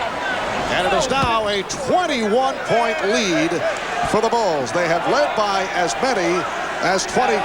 Foul was called on Sally. It wasn't too long ago we were saying Michael Jordan, maybe he's trying to do a little too much. Well, hey, he's doing it. Inside, outside, everywhere. As he is really feeling it right now like nobody can cover him. When we were talking to him before the game today, you could just feel that intensity just coming out, oozing out, if you will. This is a very special person. But of most significance, Michael telling us that he would like to play golf tomorrow, and the only way he could do it under his terms would be if the Bulls win today and Phil Jackson gives the club the day off from practice. And we said that might be your greatest motivation, and he did not disagree. Well, even if they don't have any time off from practice, the sun stays up so long in this town. 9:15 last night. It was still shining. Matt looking out the window with the watch in his hand. I wrote it in my diary. That must live in the southern hemisphere. Bulls with a 56-37 lead. Jordan. Yes. Michael Jordan with 25. He is now 8 for 16. And the Bulls lead 58-37. Marv, it all comes down to style for the Bulls right now. Everything coming off, passing. The few occasions it does break down a little bit, Jordan always there to bail him out. Foul is called. Sally took down Perkins. Michael Jordan has hit his last 4 shots, 25 points in this first half. I was saying how the Sonics would like to go into halftime, maybe down 10 or 12. Well, it's gone the other way, now to 21. And with all the ideas to double-team Michael Jordan, probably the best time would have been to do it these last couple of minutes. Now, yes, he's out on the perimeter, and you don't want to run crazy double-teaming but when he is this hot, you must run at him and get the ball out of his hands. Sam Perkins, 4 for 4 at the line. Well, I don't think the problem has been so much on the defensive end for Seattle. I mean, nobody's really going to stop Michael Jordan. The problem is offense. They got 37 points playing at home. They come out in the opening quarter, stink it up. They get 16 points. And Jordan is headed back to the line, fouled by Wingate. Well, Bill, the Sonics are now 14 of 32, shooting 43%. The Bulls are at 51% shooting, 22 out of 43.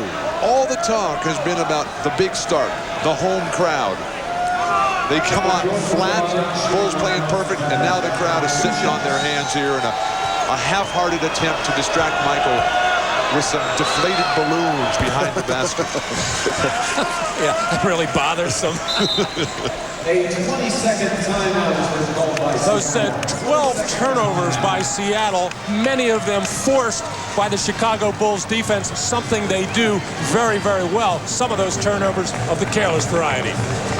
We are down to 50 seconds remaining in this first half, and the Bulls now lead 59-38 as they look to make it 3-0 in this best of 7. The Sonics will need a dramatic turnaround in the second half.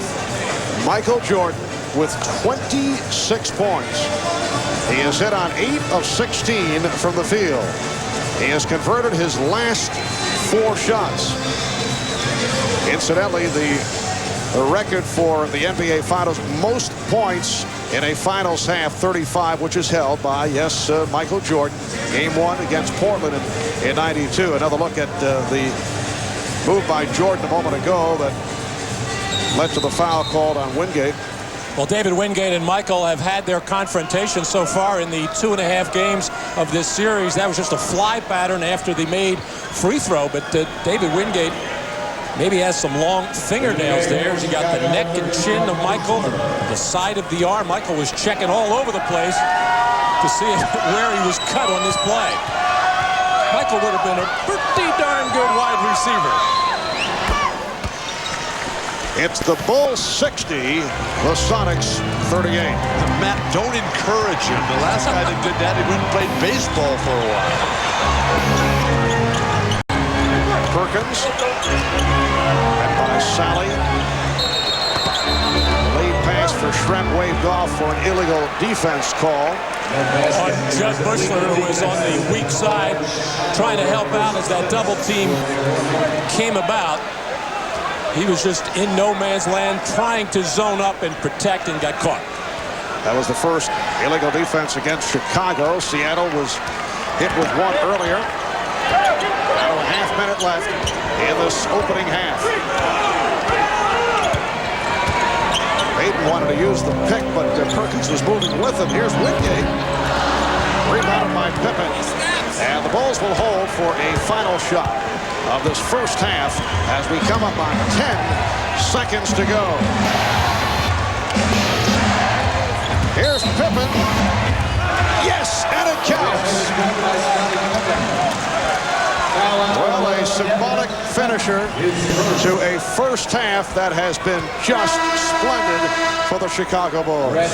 It has been a clinic for Chicago. Every aspect. Jordan, Pippen, the big guys are playing their game. Dennis Rodman celebrating. And Warney's here. And refereeing.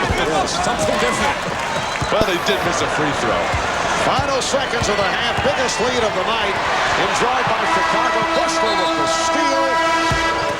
A 24-point lead for the Bulls, who are seeking to go 3 up in this best of 7. Michael Jordan leading the way. 27 points, 15 in the second quarter. We'll be back in a moment with Bob Costas and the Prudential halftime report. This is the Prudential Halftime Report, brought to you by Prudential. Live well, make a plan, be your own rock. Halftime of Game 3 at Key Arena with the Bulls leading the Sonics 62-38. Chicago led by 22 late in the first quarter. Seattle rallied, cut it in half, got to within 11, but now at the half they're down by 24. And Michael Jordan, who scored 28 in Game 1 and 29 in Game 2, already has 27 in this first half.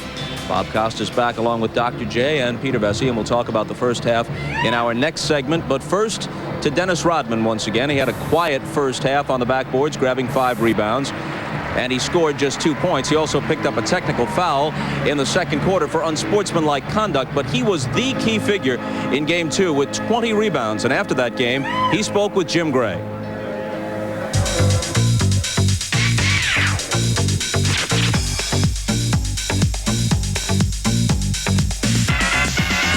Aside from all of the tattoos and the earrings and so forth, are you a basketball purist? Do you care a lot about the game? I care a lot about the game, you know. I get a lot of people saying, well, Dennis is making a mockery out of the NBA. It's not all about making a mockery out of the NBA. It's all about being an individual that's playing in this game. You know, I don't need to make a mockery because this business is too big for one individual to try to bring it down. What made you decide to show all of this individualism? You were a very successful player in Detroit, yet you didn't seem to get much of the limelight or the credit. Was the rest of this simply designed as a marketing aspect, and do you view this almost like All-Star Wrestling? You know, this is not marketing. You don't market stuff like this. People in society don't like what I have, but the only reason why they liked it is because of who I am. I'm a basketball player. Can you explain the phenomenon that you have become, people stopping on the freeway with the billboard of your hair, kids emulating you, changing the color of their hair? Can you explain why you have become so popular? I think that people see it as an entertainment. They see someone out there say, wow, that's the guy with the red hair. That's the guy with the multicolored hair. The chameleon. That's going to be my new name, the chameleon. Not the one. Not the one, the chameleon. And kids relate to that. It's fun. It's not dangerous to anybody. And kids can go home. They can play in their little watercolors and things like that. And it's all about having a good time, and the kids can feed off of it. But aren't you concerned that it could send the wrong message? It's not sending the wrong message because that's what family's all about. You know, they could deliver the message. Well, that guy right there has funny hair, but he's a good guy. He's a good guy, and they see me on TV. They see that I love my daughter. That's the most important thing to me, and that's the bottom line. It's all about trying to make kids out to be something that they're not. Would you want kids to emulate you? I just want them to enjoy me, to feel the emotion, to feel the excitement, the thrill, and the agony, what I go through in a game. And I think they feel that because I reach out to the people. I like to have all the DNAs, all the 22,544 people that come in this building, DNA inside me. Then when I'm out there performing, I want them to feel it. I want them to feel the bumps and bruises. I want them to feel, get the rebound. I want to feel everything. Are you content? Are you happy with yourself and what you've become? I'm happy in a sense where I know I can control everything around me now.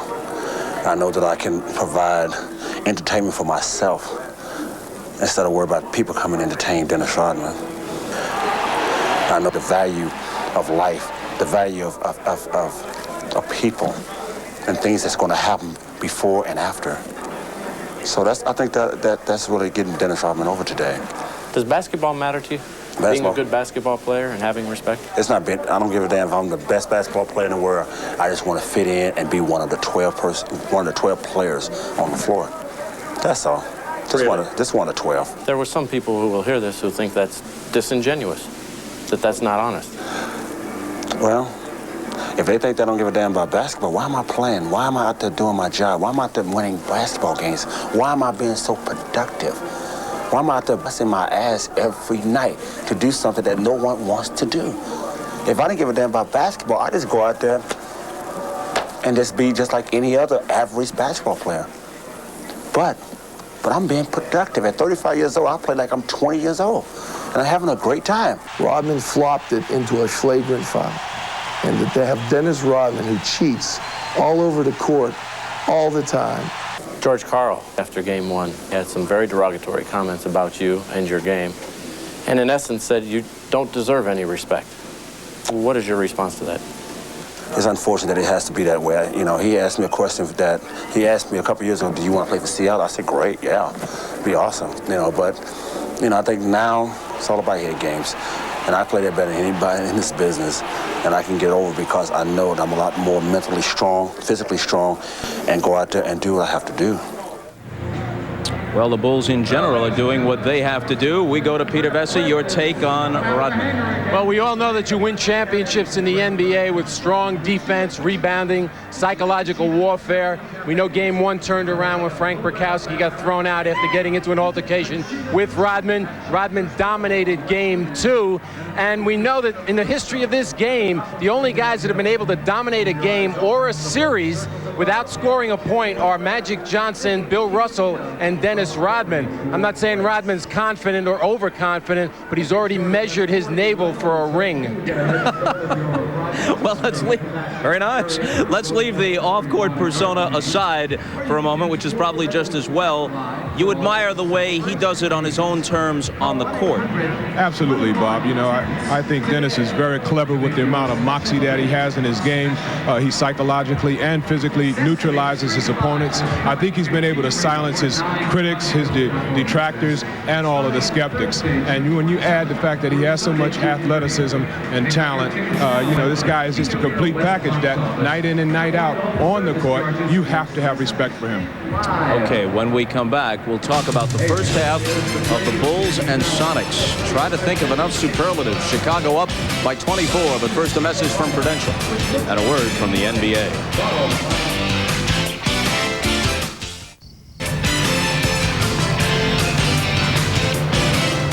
The Bulls lead the Sonics at the half in Game 3, 62-38. Pick a highlight. It was all red and black in the first half, and this is really what Seattle had to fear. They had a chance to win at least one in Chicago because the Bulls did not play anywhere near their full capability in the first two games, and still they escaped with a couple of victories. They come out completely in sync tonight.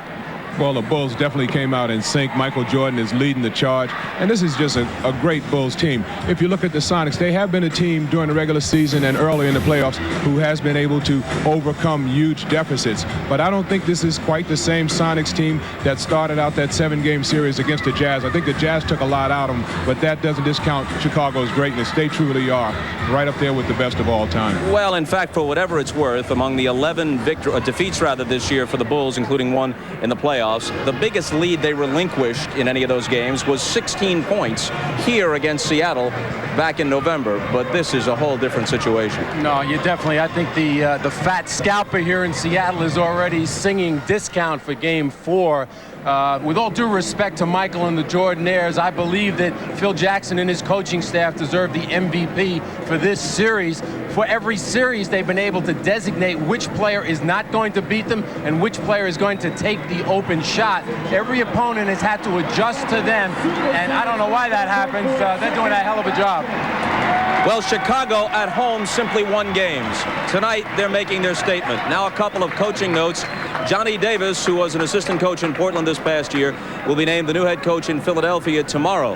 And Peter Vesey tells us that Milwaukee has narrowed its coaching search to former Celtics coach Chris Ford or former Raptors coach Brendan Malone. And one other note, immediately following tonight's Game 3 on CNBC, we'll bring you a half-hour post-game special. Our entire crew will be here with interviews and analysis on CNBC right after this game. Halftime in Seattle. The Bulls lead the Sonics by 24. Back to Marv, Matt, and Bill after these messages from your local station. This has been the Prudential Halftime Report, brought to you by Prudential. Live well, make a plan, be your own rock. Back in Seattle, the Bulls with a 24-point lead over the Seattle Sonics. Let's check in with Hannah Storm, who is with Sonic coach George Karl. Hannah? George, what do you think happened to your team in the first half, and what do you tell them here at halftime? I think right now we just got to play and get back to trying to play with some confidence. You know, we broke apart. We got hit with a great defensive effort early. And then Michael Jordan's great performance. I mean, they played a great half on us. But we got to play back and just compete and get back to getting some confidence in the game. Are they confident right now, or are they destroyed? I mean, do you think they have enough left to get back in this game? Well, this team's always fought all year and has a lot of pride. I think you're going to see us fight. Okay, good luck in the second half, Coach. Mark? All right, thank you, Hannah. Matt, if you're in the Chicago locker room, where I know you would prefer to be at this point, what does Phil Jackson tell his club? Well, he's going to be serious with his team. He's going to say, we can't relax. We can't be complacent. We got this lead because we respected this Seattle ball club. We executed well. We defended well. All right, Bill, what can Seattle do here in the second half? Oh, gee, thanks a lot, Mark, for that opportunity. They have to play for pride right now and try to keep together all the good things that Seattle has done this year. It's been a great year, but not a good first half at all. They're in a lot of trouble. All right, a look at the Miller Lite halftime statistics, and you can see why Seattle is in trouble. Chicago, 23 of 44, 52% from the field. Seattle at 14 of 33, and Michael Jordan with 27 on 8 of 16 shooting.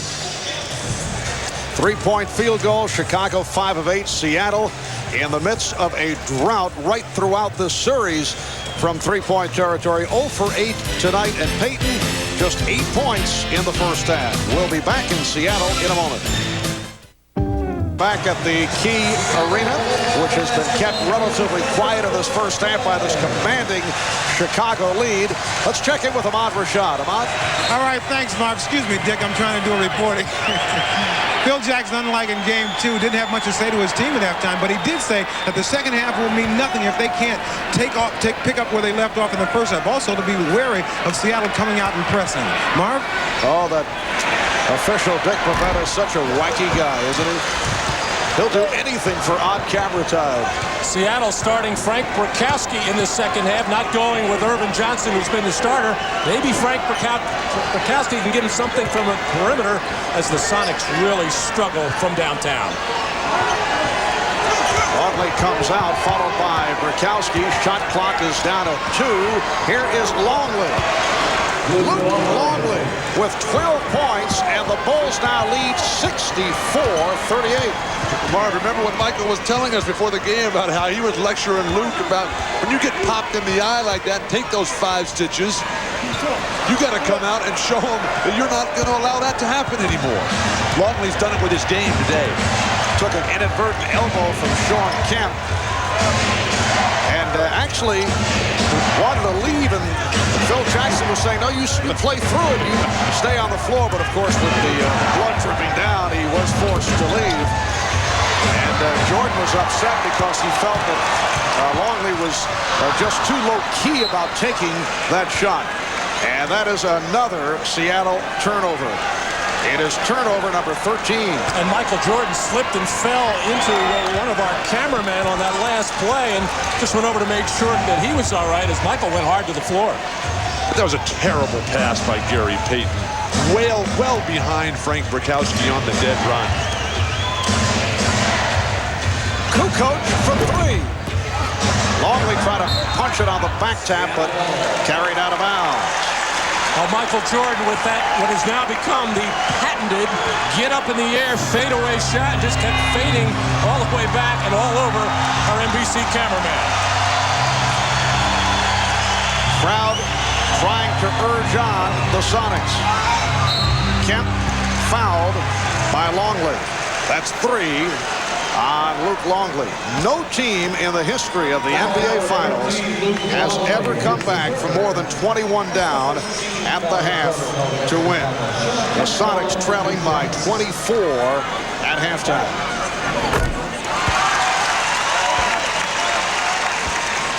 That's the biggest comeback victory in the history of the finals. Baltimore beat Philadelphia back in April of 1948, coming back from a 21-point deficit. Bulls now lead 64-40. Sorry, I don't have anything more to give you on that Baltimore-Philly game in 48, Marv. Well, I know Matt can fill us in on that one. Freddie Scolari in the backcourt for the Baltimore Bullets. I knew that. Did you coach him too? Very good. Good defense by the Sonics. Pippen. And it's a 24-second violation. The basket will not count. Pippen just tossed it up looking to hit the rim, and Rodman trying to save it. And now there's a discussion. Rodman is applauding the call. Perhaps they are changing the call. Steve Javie, Hugh Evans, Dick Bavetta talking about whether that should be a 24-second violation. If not, the basket would count.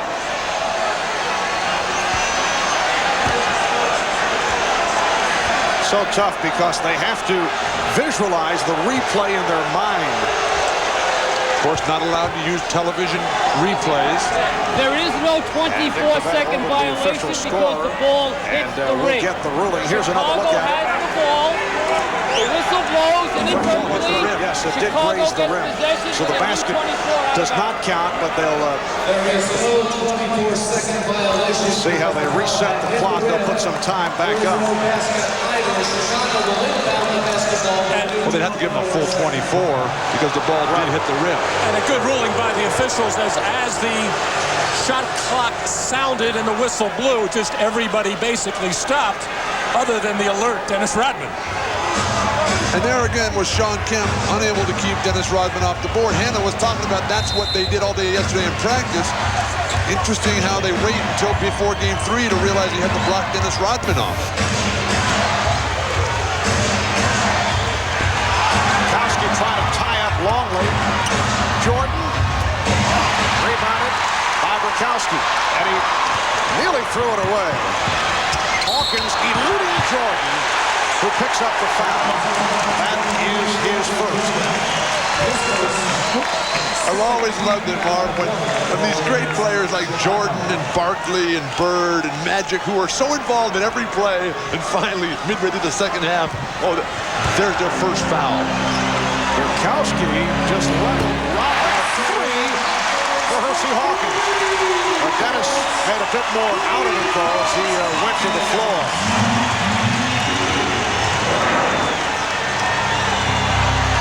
3 minutes gone by in the third quarter. Bulls by 21. They double up on Jordan, and he threw it away. Well, that's the kind of pressure defense that was so successful for Seattle in the Utah series. Here, Dennis Rodman and Brakowski getting all tangled up. And Dennis, with a flop there, just taking the little bump from Brakowski. I don't know, a forearm to the throat. Hawkins is fouled. Chicago has to be careful because Seattle has come out as the aggressors in this half. That'll get the crowd back into it. Once that crowd gets going, it is impossible to get them back in their seats. Chicago, not really a single good play in the opening 3.5 minutes of the third. Foul on Pippen. Percy Hawkins this evening. That is only his 5th point. Here's Steve Kerr replacing Tony Kukoc.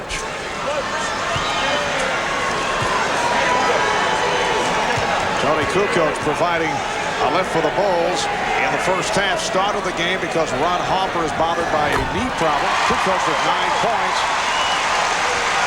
So the Bulls now lead 64-45, pressure by the Sonics, and Longley is able to bring it across. One of the reasons for Kerr is that he is expert against the trapping, pressing defenses that Seattle's going to throw on the rest of this game.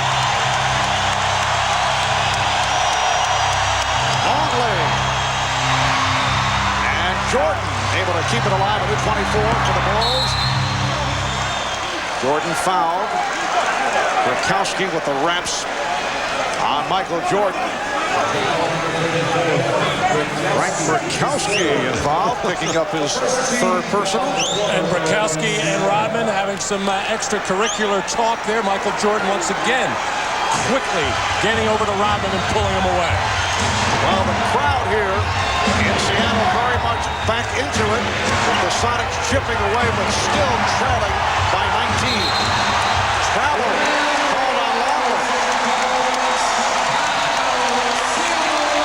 You can also tell from the talk of George Karl in that halftime saying, hey guys, we got to let it all go right here.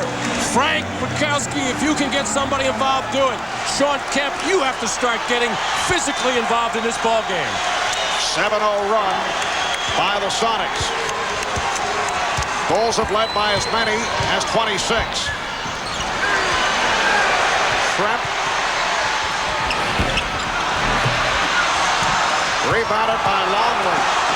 Crowd wanted a traveling violation on Longley. Well, that's the kind of offensive play that's typified Seattle all day. Trying to beat a guy, a great defensive player, one-on-one, going to your left with a fadeaway jumper. And here's a fadeaway jumper by Rodman.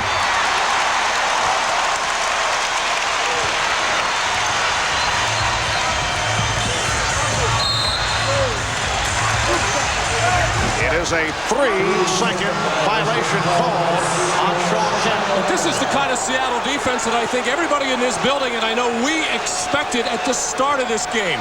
Very physical, very grabby, clutchy, and just get into the chest and into the face of the Chicago Bulls. The Bulls never let them get into that early in the first quarter. Yes, the Sonics swarming defensively here in the third. And they've cut into that Bulls lead. Again a whistle, 3 seconds against Chicago. And the call by Steve Javie over the weak side probably could have called something else there as Rodman and Rakowski get all tangled up. And then the 3-second violation. The NBA on NBC is brought to you by Bud Light, official sponsor of the 1996 Olympic Summer Games. Make it a Bud Light. By Oldsmobile and your authorized Aurora retailers. And by Reebok. Are you prepared to say, this is my planet?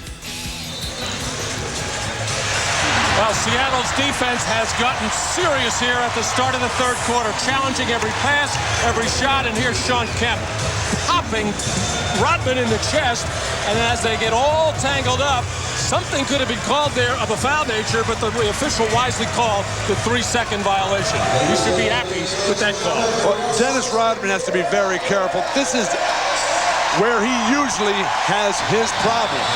When they're way up, the game is not in the balance. And where was this physical response from Seattle early on in this series? Well, the Bulls have not scored in 4.5 minutes. They've been outscored here in the third, 7-2. Kemp had it excellently knocked away by Payton, able to recover and hit. The Bulls 64 and the Sonics 47, 6.5 remaining in the third quarter. Bulls in the this third quarter. Turned it over 3 times. Only 1 of 7 from the field. Make it 1 of the last 8. So difficult for a team with a huge lead to come out with that edge and that sharpness. Very dangerous for Chicago as they're in danger of losing this entire lead. All right, Pippen with the rebound on the shrimp miss. Well, the Bulls with a magnificent first half, probably their best of the playoff run. Rodman able to keep it alive, and now lost it. Payton with the steal. Hawkins for 3. They just cannot hit from downtown, and it leads to this. The fast break bucket by Jordan. And Karl has been saying it, if we don't make threes, we cannot win. What a beautiful play by Steve Kerr to start that 2-on-1 break. Kemp with the spin move, but had nowhere to go. Brzezowski for 3, and he was able to hit. A 3-pointer for Brzezowski. And the Bulls now lead 66-50. So Seattle 2 of 12 from downtown. That's Brzezowski's offensive game. Feed off the penetration, spot up at the line. What a pass, Jordan. Longley. Tied up by Kemp. Shawn Kemp with a brilliant defensive play. Well, Luke Longley wisely keep moving, find the open area as Jordan is double-teamed, and then Luke Longley trying to do the right thing, take it strong to the basket, but just unable to finish that play off against the bigger, stronger, quicker Seattle defenders. Pippen was blocked by Brzezowski, who is becoming a factor in this third quarter. Foul called on Rodman.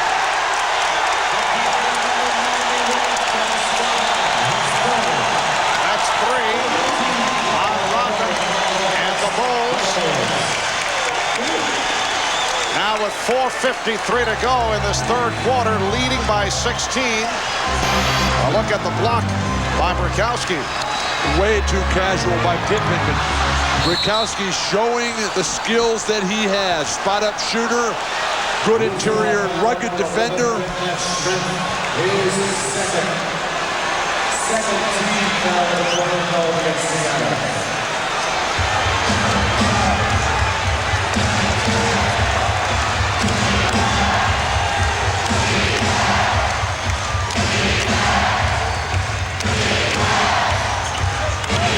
Pippen running into Brzezowski.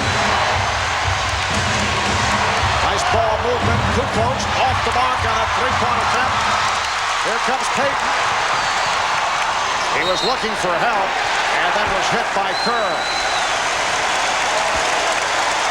For the Bulls, their 5th team foul. Chicago has done nothing in this third quarter. They've come out, they've scored a total of 4 points. They're all standing around thinking that it's over. Now Seattle is just surging, roaring. The crowd is behind them. This is when they play their best, when their backs are against the wall, as they certainly are. Well, Tony Kukoc took that last jump shot deep in the left corner, felt he was hit on the wrist and arm, and then turned to the official begging for the call. If he had alertly followed his own miss, he would have probably got the rebound, and all of his teammates remind him, don't worry about non-calls, keep playing. The Sonics have outscored the Bulls 14-4 in the first. It's down to a 14-point lead. Kemp knocked it out of bounds. Nice catch by Cindy Crawford in the front row. And there's Cindy getting herself involved in the game. Wearing the Dennis Rodman hat. Timeout has been called with 4:18 remaining in the third. The Bulls only 2 of 13 from the field in this third quarter. Well, the NBA and NBC Sports have teamed up and created the official website for the NBA Finals at finals.com. Game previews Player bios, video highlights, the latest news on the Bulls and the Sonics. Plus, during our NBC broadcast of the finals, fans around the globe can interact with our very own cybercaster, Steve Snapper Jones. Busy at work, as you can see. He'll be online with commentary and answering fan questions during the course of the game. Check out the official website of the NBA at NBC Sports at finals.com. 4:15 remaining in this third quarter, and the Bulls now appear to be the team that is rattled. They throw it away, giving the Sonics another opportunity. A Chicago Bulls team that has gone 2 of 13 from the field. They've been outscored 14-4 here in the third, which has usually been their quarter. That's the case in games 1 and 2. Perkins trying to dump it off, but Pippen able to step right into that passing lane. Marvin Mott was telling us in the last timeout that Phil Jackson's telling his team to weather the storm. They'll get tired eventually. The problem with that strategy is that these fans won't let them get tired. Ouch, what a wild and horrible shot. Here comes Payton.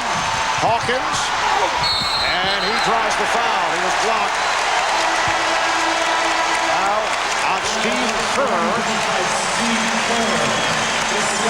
So the Bulls have scored only 4 points in this third quarter. It's unbelievable. 3:33 remaining in the quarter. Fewest points in a quarter in the NBA Finals, 11. New York Knicks against the Los Angeles Lakers, April 30th, 1972. Well, the Bulls just have not done enough with their defense to create some fast break opportunities. And then when they have to walk the ball into the front court and try to run their triangle offense, the pressure defense of Seattle has just totally taken them out of the rhythm. Hersey Hawkins, 4 for 4 at the line. 8 points for Hawkins. David Whitney with a cameo coming on for Detlef Schrempf. And again, the crowd wild here at Key Arena. Kerr for 3. Bulls 68. The Sonics 54. Perfect execution of the set offense. Take the ball to one side, double down on the other for Steve Kerr. Kemp able to get inside. Shawn Kemp got off to the slow start. He has now become a factor. He has 12 points. And Marvin's a very tough matchup. Kukoc trying to keep Kemp away from the basket. He can only hope to get it back on the offensive end. Chain of defense.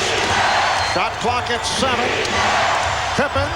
Oh, beautiful move with a head fake on Hersey Hawkins. And Phil Jackson and the Chicago bench are wondering why Steve Kerr was not credited with a 3-point shot. Apparently they did wave it off. Called it a 2. Here's Wingate for 3. David Wingate from downtown. And the Bulls lead 71-59. Michael Jordan's got to get more assertive. He's got to start calling for that ball, waving his teammates away so he can get to the hoop. Shot clock at 6. Pippen. Here come the Sonics.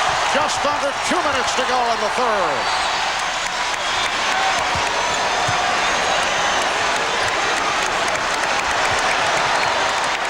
Now Payton posted.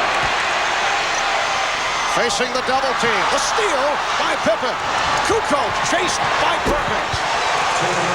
The Bulls with a 73-59 lead. Wow, Steve Kerr in trouble under duress with the post-up of Gary Payton, and his teammates came quickly to his aid and forced the turnover.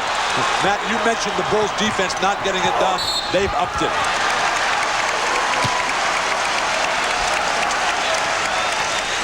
In that low post, Gary Payton, who has tortured all the short guards in the Western Conference, realized he's got Kerr, but the double team just leads to easy fast breaks. Foul committed by Weddington.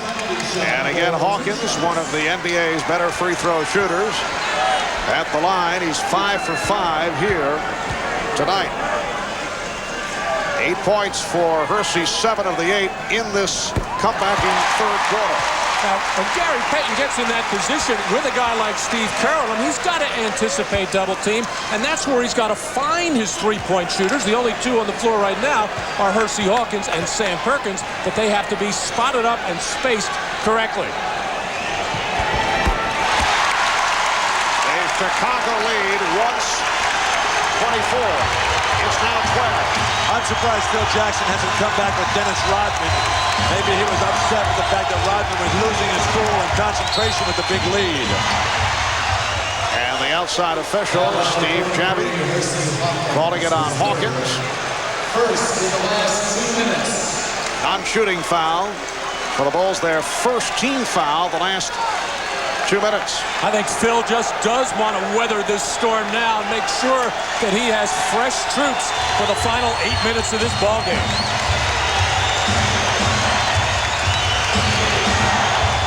Kukoc watched by Kemp. Wingate is on Jordan.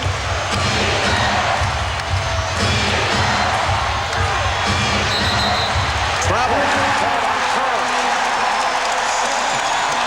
Scottie Pippen is really hesitating when he gets that initial pass. Jordan makes the play. They double team him, and when Scottie gets it, he's got to go right away with it. Don't stop and wait, but then you got to start all over again.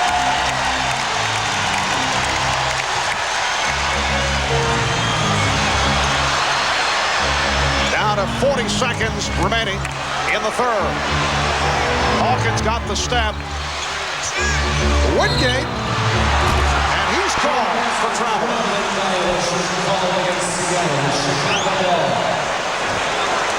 Mark, Seattle's right back in this game. Just down 12. The crowd is on the edge of their seats. You can just hear them, feel them breathing down on your necks here.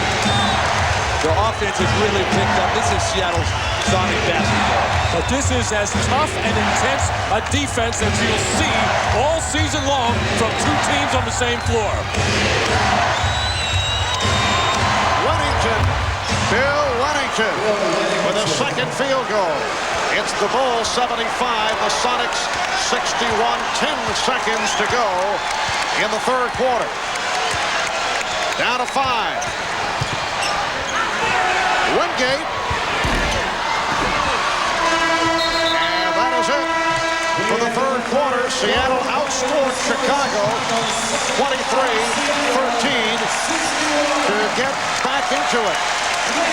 Trailing by 24 at the half, trailing by as many as 26. It is now a 14-point game. Bill Wennington with the corner jump a moment ago to extend that Chicago lead. Dennis Rodman sitting out a good portion of this third quarter. We'll be back with the fourth after these messages and a word from your local station. The National Basketball Association may not be retransmitted, reproduced, or rebroadcast without the express written consent of the NBA.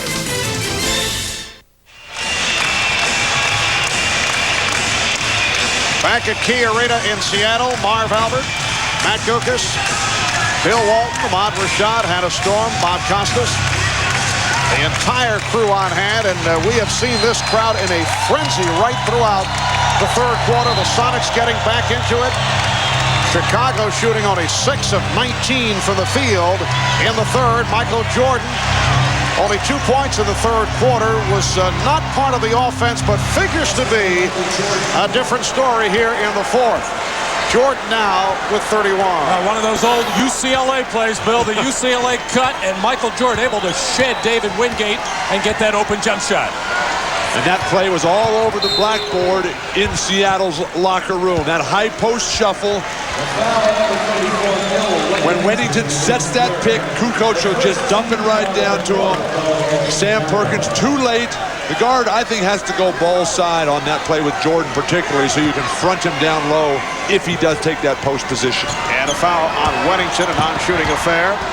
Payton putting the spin on Kerr.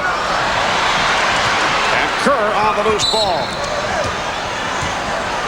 Foul is called on Payton. Steve Kerr was not a factor in the first 2 games in Chicago. Gary Payton gets called for this foul here on Dennis Rodman.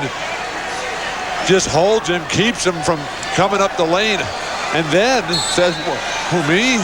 I didn't foul him. And a technical foul has been called.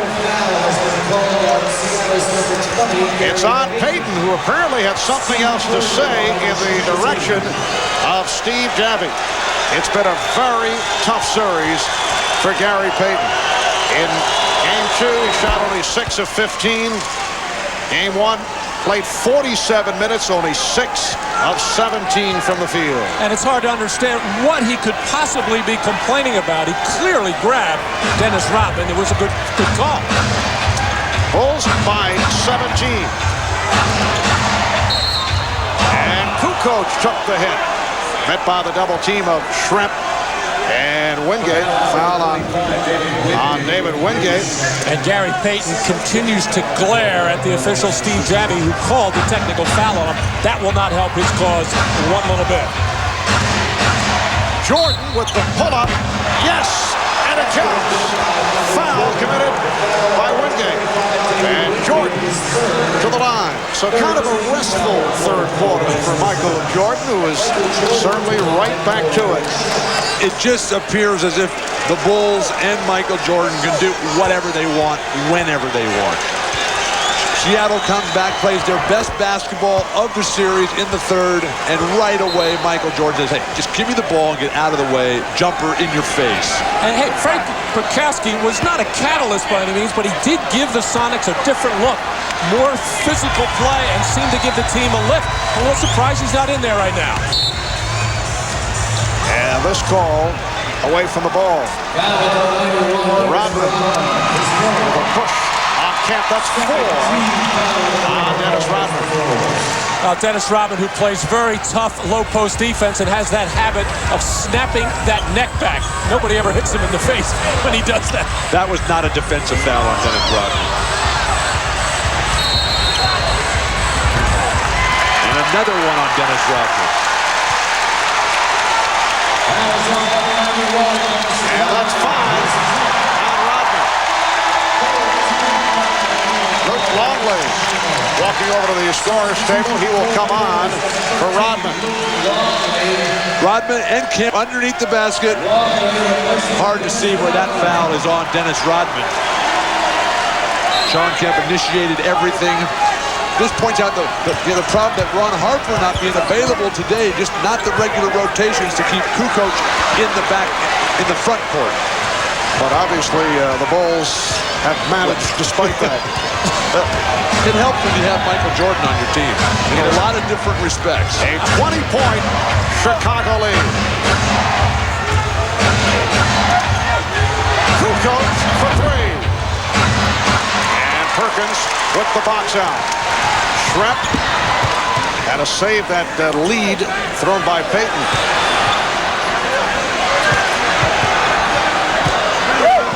Here's Payton. Gary Payton with 12 points. He's in 5 of 12 from the field. The Bulls now lead by 18. You see this lineup for the Chicago occasionally with both Longley and Wennington on the floor, but I'm sure it won't be too long before Scottie Pippen re-enters. Absolutely, because the Bulls are so much better when they go small. But the way Longley is playing today, I'd go with him and make Seattle match up to him, which they have not done. Well, Longley now has 14 points. Perkins, making the turn, was taken down by Wennington. Here comes Frank Perkowski getting set to check back in. Timeout is called. 9:37 left in the fourth quarter. The NBA Finals continue. Game 4 Wednesday night at 9 Eastern on NBC. Taste runs in the family brings you Miller Moments. Tonight's Miller Moment took place 11 years ago this evening. The Los Angeles Lakers defeating the Boston Celtics, Game 6 of the Finals, to take the 1985 NBA title. Kareem Abdul-Jabbar led the way for the Lakers and was named the series' most valuable player. In recognition of that moment, Miller Brewing Company will donate $1,000 to the Thurgood Marshall Scholarship Fund. And at 38 years of age, Kareem, the oldest player ever to win the MVP award. That was the 8th time the Lakers met the Celtics in the finals and the first time that they ever beat Boston. 9.5 remaining in the fourth quarter. Game 3 of the NBA Finals. The season very much on the line for the Sonics, who are trailing here by 20 points. The Bulls with a burst at the start to take the energy out of the crowd. Michael Jordan with a sensational first half. The Sonics able to get back into it in the third quarter. But the Bulls have come out strong here in the fourth. And a foul is called against Seattle. The high point man of the game is Michael Jordan. Jordan with 34 points. Shawn Kemp just picked up his 4th personal foul, and it will put Luke Longley at the line. Well, Luke bouncing back very nicely here in Game 3. In Game 2, he had as many stitches as he did points and rebounds combined, 5. But he came out in this first quarter and really made a statement offensively, much as he did in Game 1. That's not a good day when your stitches outnumber your points and rebounds combined. But that play all set up by Tony Kukoc. Shawn Kemp has not shown an ability to contain him on the perimeter. Tony in Game 1 and 2 was critical at the decisive moments. That play again, setting it all up with penetration.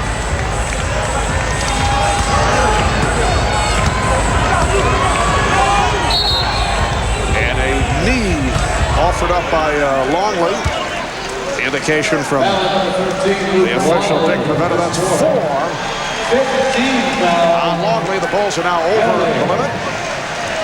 Luke wanted his interpretation. Marv, that last offensive sequence for Chicago that Luke Longley ended up getting the shot, that shows how far Luke Longley has come. Career playoff high today. Early in the season, Scottie Pippen never would have dumped that ball off to Luke Longley. I mean, he would throw it to him in the beginning of the game, and Luke would drop it out of bounds or commit an offensive foul. Now, though, after a year with Jordan, he's fully developed.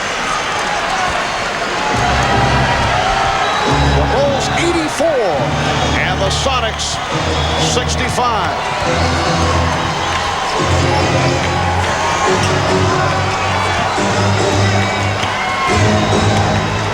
Down to 5 on the 24. Pippen for 3 with 2 seconds remaining on the clock. And Pippen, as soon as he came off the bench with Rodman going out with 5 fouls, Scottie gets a big rebound, a couple of nice passes, and a huge 3. Scottie Pippen with 12 points.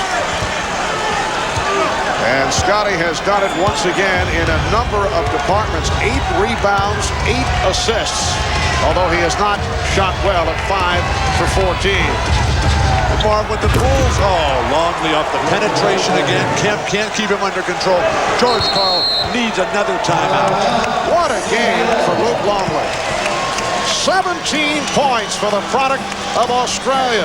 7:55 to go in the fourth quarter.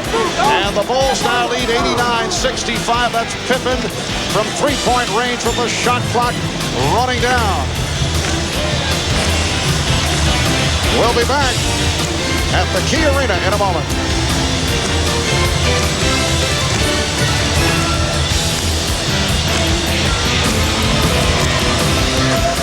The NBA on NBC is brought to you by Goodyear, #1 in tires. By Prudential, live well, make a plan, be your own rock. And by New Miller Beer, the brand new beer from Miller with big flavor that goes down easy. We are coming up on 7 p.m. here in the Pacific Northwest with just under 8 minutes to go in the fourth quarter. A reminder, following our telecast here on NBC, we invite you to tune to CNBC on your cable system for an NBA Finals post-game special. Our entire cast will be on hand to recount the game with highlights. We'll hear from some of the players. You'll see some of the press conferences as we look back at the Game 3 here in Seattle. Kowski with a second field goal. That's the NBA Finals post-game special immediately following the game on CNBC. The Bulls with an 89-67 lead. Longley. And he was fouled. Marvin, it's so special to watch this Bull team, which is truly unique in a lot of different ways. But when they pass the ball, when they get rid of the ball, they just keep moving. So many teams stand and watch. So many teams feel that or players, they don't have the ball, they're not doing anything. These guys are always in motion, moving away, setting screens, coming back to the ball. A thing of beauty to watch. Well, they are the only team in the league that runs this triangle offense to this degree, and with the spacing involved and with all the cuts and with all the backdoor type of passes, it affords all that kind of movement. Luke Longley must love this Key Arena. He had his career high, right. Even though the Bulls had lost that game early in the year, he had a career high 21. How about a career move he's got for the Minnesota Timberwolves, where he lost 67 games back in 91-92 to the NBA Finals. I think he likes Michael Jordan, not so much the Key Arena. Longley called for that tripping foul that put Gary Payton on the floor. Well, that's a good foul by Longley. Still sporting the bandage from the 5 stitches. The little guard comes in and sets the screen on you. You can't let that happen. And here's Dennis Rodman back. Longley with a playoff career high of 19 points.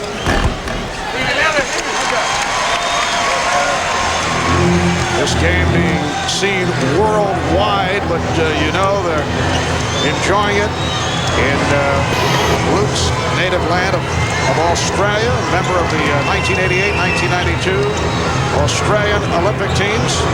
It's certainly his finest moment as a professional. And Jordan fouled by Hawkins, and Rodman and Burkowski getting involved.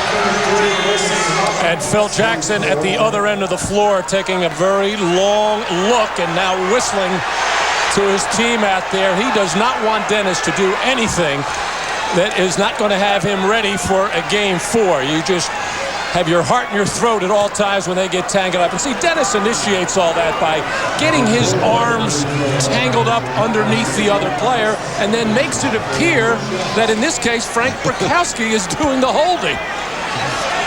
Once again, with the game not in the balance, a 22-point lead. But these are certainly 2 of the freest spirits in the NBA. We don't need any sort of altercation here that would take away from this beautiful exhibition of basketball today by the Chicago Bulls. Now, would this be considered taunting? I was just going to say, why is that not taunting? Just a look and almost baiting Frank Burkowski to do something. Dennis has to settle down, play basketball, go play golf with Michael Jordan tomorrow and get ready for game 4. But if you can't stand there at attention and look at somebody with a blank expression on your face, what are you allowed to do? I think that was a bit more than right.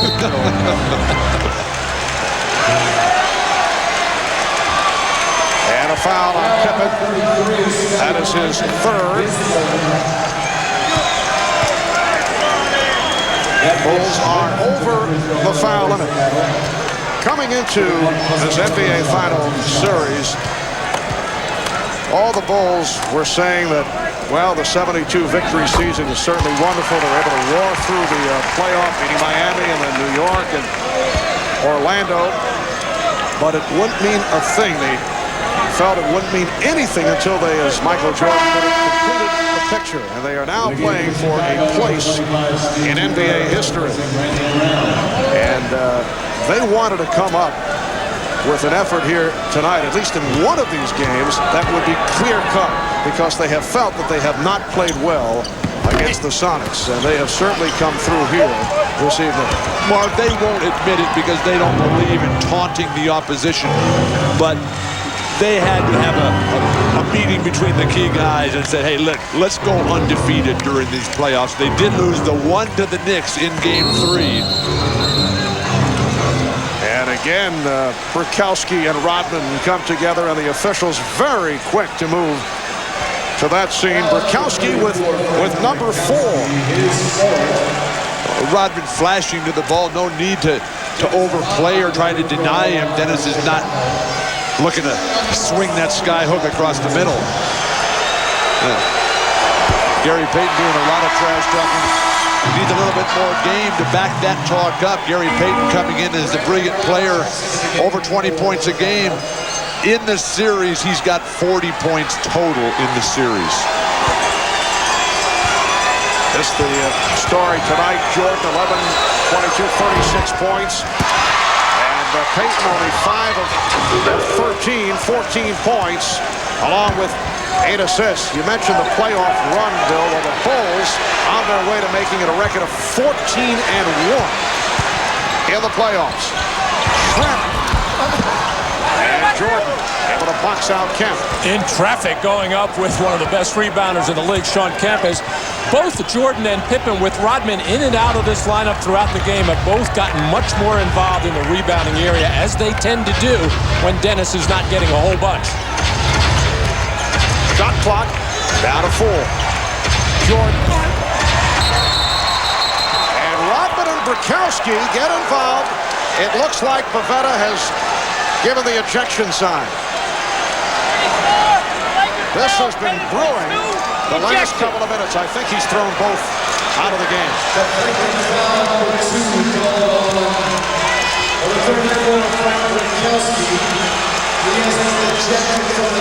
Bukowski ejected.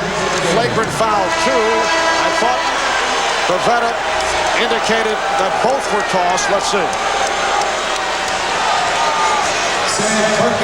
Well, this has been brewing ever since these two have gotten on the floor there, as this time Bukowski does get that forearm and elbow right into the Adam's apple of Dennis Rodman. But George Karl, who was ridiculing Rodman for all the things that he was getting away with after Game 1, had nothing but praise for Dennis Rodman after Game 2. I think we're going to hear more ridiculing after this one. Dick Pavetta gave a succession of thumbs, but apparently he was making it clear that it was Bukowski who was gone, and Rodman remains, and now he and Kemp are having words.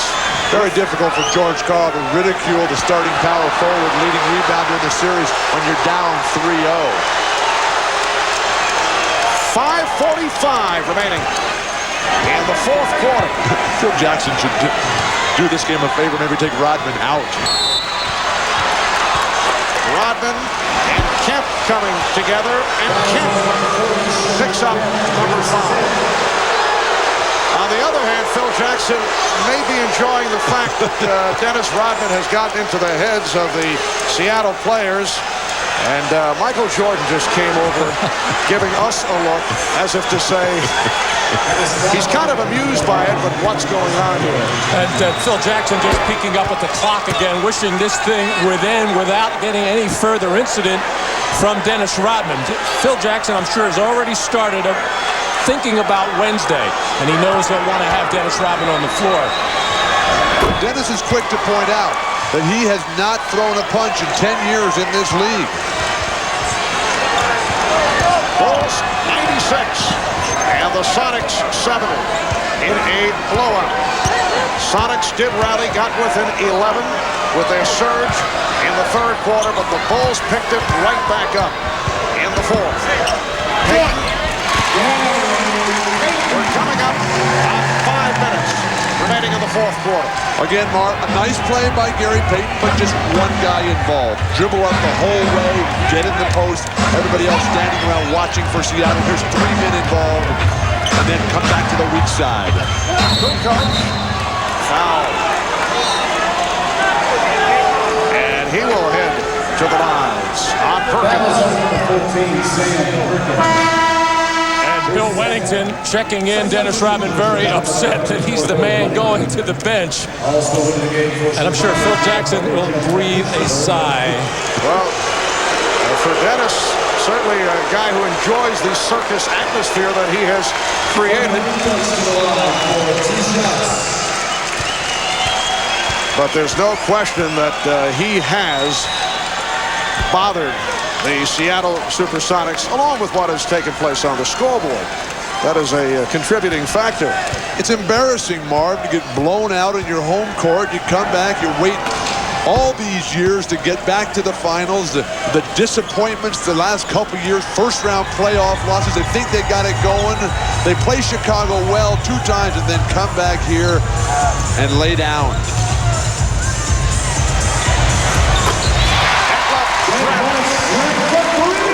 His best game of this series, very quiet, In games 1 and 2, 16 for Shrimp. And the Bulls now lead 98-75. The last time the Bulls were here in Seattle was back on November the 26th. And the Sonics beat the Bulls in a come-from-behind effort. That was more than 6 months ago, though. Shot clock down to 1. Bushler. It's a 24. Well, I wouldn't say the Seattle team laid down in any way, shape, or form. They just got hit by a buzzsaw at the start of this game, the Chicago Bulls and Michael Jordan, and how he likes to assert himself on the road in these playoff situations. He gets, I think, more pleasure out of winning these games on the road than at home. And Michael will set it out the rest of the way. That's the final numbers, 11 of 23, 36 points. And he was 11 for 11 at the line. Foul committed by Randy Brown. For Michael Jordan, his high game in this series. And certainly feeling much better about things. He was very unhappy, very frustrated, but about the way he played and about the way the club played, although they beat the Sonics in game 2. And I'm sure it made him feel good and helped the whole ball club by getting after Tony Kukoc about those couple of times where he passed up some shots and jumping on Luke Longley about maybe feeling sorry for himself with those 5 stitches. And I think that definitely picked up those 2 players, and I think it woke the rest of the ball club up as well. Plus, they've found their rhythm now. They're back to playing every other day now, which is the regular NBA schedule. That long layoff really did hurt them. Nice passing, Scottie Pippen. And Bill Wennington is 3 for 3. He's given the Bulls a 100-78 lead with 3.5 remaining in this 4th quarter. Game 4 here on Wednesday night. 9 o'clock Eastern time, 6 out in the West. Phil Jackson now has Randy Brown and Doug Bushler on the floor, along with Scottie Pippen, Tony Kukoc, and Bill Wennington. But Mark, look how it keeps going. The flow is still there. Dribble away, pass back up top, screen away, pass to the weak side, spot up jumper. And Randy Brown is 2 for 2, including a 3 earlier. He has 5 points. Bulls 102-78 over the Sonics. We mentioned coming into tonight's game that only 2 teams have ever come back from a 2-0 deficit to win in the NBA Finals. No one has ever come back from 3-0 to win an NBA Final Series. Timeout called. The Bulls certainly enjoying things. 2:43 remaining in the 4th quarter. And it's Chicago 102 and Seattle 78. And as we were headed to commercial, there was a technical foul called on Detlef Schrempf. Detlef was fouled on a 3-point jumper a minute or so ago. They didn't call it. The game's over. But he wants to get to that line to shoot his 3 free throws. He's not getting there. 3-point shooting has been a major problem for the Sonics throughout this series, and give the Chicago defense a lot of credit. They have challenged most of them. Obviously, Randy Brown got a piece of the arm on Schrempf on that one, just going by that reaction. But Chicago probably has figured this kind of defense out more than any other team in the league. They will live with some post-up scoring from a guy like Kemp or a guy like Shaquille O'Neal, but they do not want to let the good 3-point shooters get off and get going and then get other people involved and get second shot opportunities, and it has worked to perfection throughout these playoffs. But the versatility of the Bulls, man, allows them to change that to whoever they're playing against. The reason that you think you have a chance in the post-up game is that's where they have Longley, that's where they have a short power forward in Dennis Rodman and a poor interior defender in Tony Kukoc. You certainly don't think your game is going to be winning by beating Michael Jordan one-on-one on the perimeter. Wennington, Steve Scheffler and Eric Snow, seldom used players by the Sonics, have taken the floor. So George Karl ending his bench in these final minutes, and we have now reached garbage time. I don't know, is that possible in the NBA Finals? I guess it is. 2 minutes to go. The Bulls with a 103-80 lead. On their way to making it 3-0 in this best of 7. Steve Kerr going to the left hand. Movement without the ball, a thing of beauty. Shrimp. 105 to 82.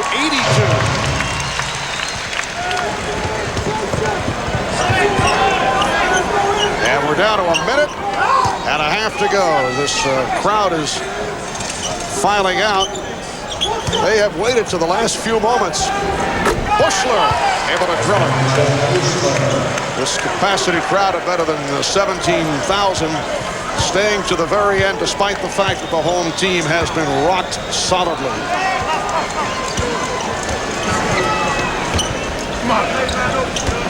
Hawkins on the fake. Percy Hawkins with 12.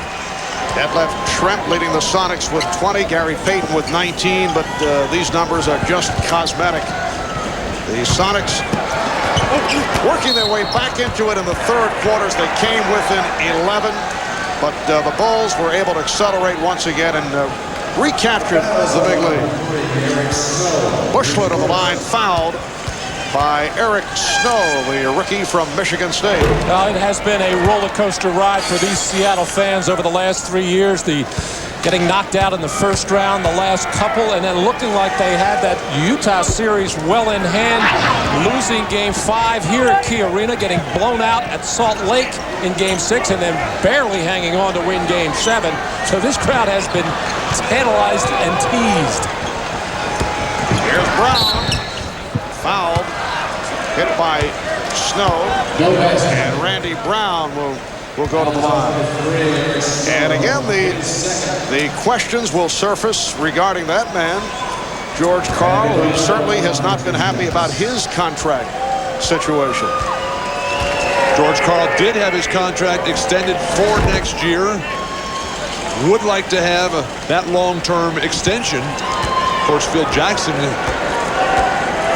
his contract up at the end of this season. No extension there yet.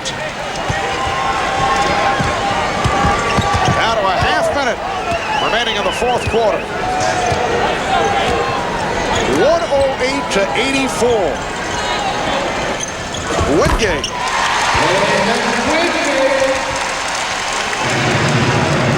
So the Chicago Bulls in a blowout of the Seattle Sonics.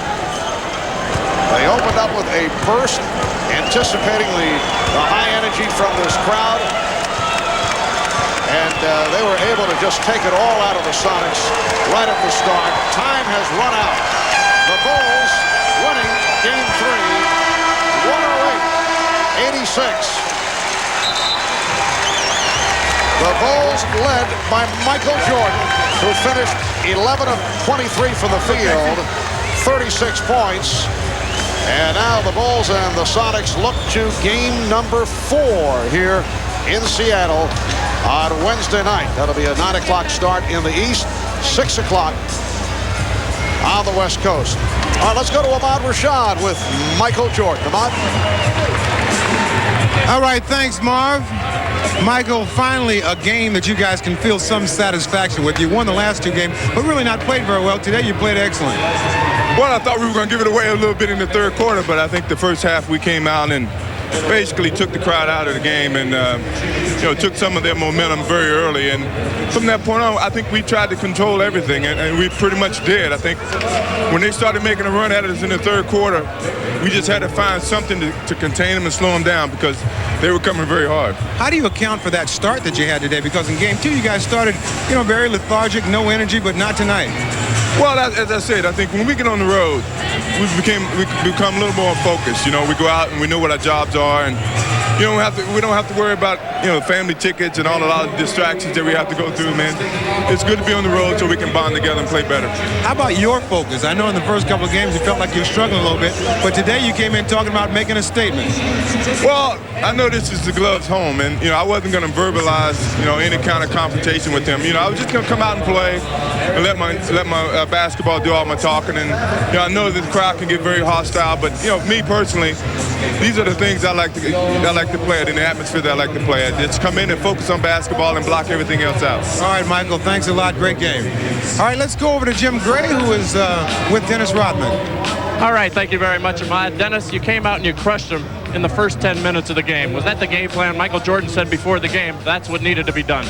Well, I look at it like this, all night long I've been saying, I couldn't sleep. I said, we got to get this game. We have to get this game. And Michael, I figured Michael would come out and do his job, and the rest of the supporting cast did theirs too. 3-0. No team in NBA history has ever been able to come back from that deficit. Is this one effectively over? I wouldn't say it's effectively over. I just think that, Seattle have totally got out their rhythm, out their game, because all they're doing now is trying to mess with me, try to get in my head. But they don't understand, though. You can't mess with the master. You can't mess with the master. Well, there was an awful lot of talk going on between you and Shawn Kemp and Gary Payton. What exactly was being said and going on in Bukowski as well? I think George Karl just basically bring Bukowski in and try to mess with me. But you got to understand something. It's the difference between trying to come out there and play basketball and be physical and doing your job. And they're not doing that right now. All they're trying to do is trying to be physical. That's not their game. Will it be a long 3 days for you guys? Is it going to be hard for you to remain concentrated and trying to wrap this thing up? I didn't play all night tonight, so I'm ready to go tomorrow. And the next day, I'm ready to go. Let's do it. Let's do it. Let's get it over with. Hello, hey, Dennis, congratulations. Let's go back to Marv Albert. All right, Jim, you can't mess with the master. We take that away from game number 3. We'll be right back in Seattle after this. Bulls with a 108-86 win over the Sonics to take a 3-0 lead in the NBA Final Series. Some more of the stats. Scottie Pippen, 12 points, 9 assists. Tony Kukoc, who started for the ailing Ron Harper, 14 points, 7 rebounds. Michael Jordan, though, leading the way with 36 points in his 41 minutes. A reminder, coming up next on most of these NBC stations, a special post-game episode of Mad About You. That'll be must-see TV. That is coming up next. Some closing comments from Matt and Bill. What about that Chicago defensive effort right from the start? Well, Marv, we were talking about it earlier, how good it's been in the third quarter and the fourth quarter, especially throughout all the playoffs. Well, it was excellent in the first quarter, getting off to that big lead, 34-16, and continuing to be harassing defensively and forcing those turnovers, forcing 21 turnovers, as everybody put it together, led, of course, by Michael Jordan. And as Dennis Rodman pointed out, through some other philosophical thoughts that were mentioned to Jim Gray, the Bulls have just taken the Sonics right out of the rhythm. They're not playing their usual game, except for that period defensively where we saw them swarming all over the court in the third quarter. But, Marv, that was more of a scramble. Now, Seattle has to remember that they're a very good team that is unfortunately matched up against a truly great team, maybe the greatest team in history. And they have to look at this in the big picture, the long term. Still with young stars, don't lose your poise, don't lose your composure. Try to keep everything together, keep the fans interested and with hope, and then learn from this. Learn, Marv, how hard Michael Jordan has sacrificed to work to get to where he is right now. That's the mission and purpose for Gary Payton and Shawn Kemp the rest of the way. Well, let's take a look at the scoring totals. The Bulls with a balanced attack. Jordan with the 36. Longley, that is a career playoff high, 8 of 13, an outstanding all-around performance by the Bulls center Luke Longley, 19 points in all. Tony Kukoc, 4 of 11, 14 points. Scottie Pippen, 5 of 14, did not shoot well, finished with 12, but did other things in terms of rebounding and assists. And as it turns out, you mentioned the fact that the Bulls were slightly out of their rhythm at the start because Kukoc started. Obviously, it did not matter. Well, Michael Jordan just was perfect today. We could see it in his pregame comments to us, the focus, the energy, the enthusiasm. He was not to be denied today. His mission, one more game, and then it's complete. All right, so it will be game number 4 for that one more game here on Wednesday night if the Bulls are able to win it, the Sonics will try to stay alive and hope to force it to a 5th game back here on Friday night. That's it for the game portion of our telecast. Marv Albert with Matt Kukas and Bill Walton. Now let's throw it to Bob Costas upstairs. Bob? Okay, Marv, thanks a lot. I guess now we can begin calling them the Inevitables, up 3-0. It's only a matter of when they close it out. They have 2 shots at doing it here in Seattle. If Seattle can win 2, obviously they would force a 6th game back in Chicago. That doesn't appear likely at this point, so it appears that if Chicago wins their 4th championship, they will do it for the 3rd time out of those 4 titles on the road. Only once against Portland in 1992 did they finish it on their home floor. They have a mission on Wednesday, not just to win the championship, but to complete the sweep and stake another claim to greatness. The only team that went through the entire playoffs, losing only 1 game, was Dr. J's 1983 Philadelphia 76ers. They didn't play in the first round, so they were 12-1. Chicago could finish at 15-1 if they sweep it. Now, don't forget that coming right up, our NBA Finals postgame special on CNBC. More interviews and analysis in the aftermath of Chicago's devastating win this evening. And on Wednesday night, we have Game 4 of the Finals back here at Key Arena in Seattle. Now, coming up next on NBC, a special postgame episode, it says here, of Mad About You. Will Paul Reiser and Helen Hunt be in the locker rooms? Tune in and find out. For our entire crew in Seattle, I'm Bob Costas. Good night on the NBC side. See you in a few moments if you're so inclined on CNBC. So long.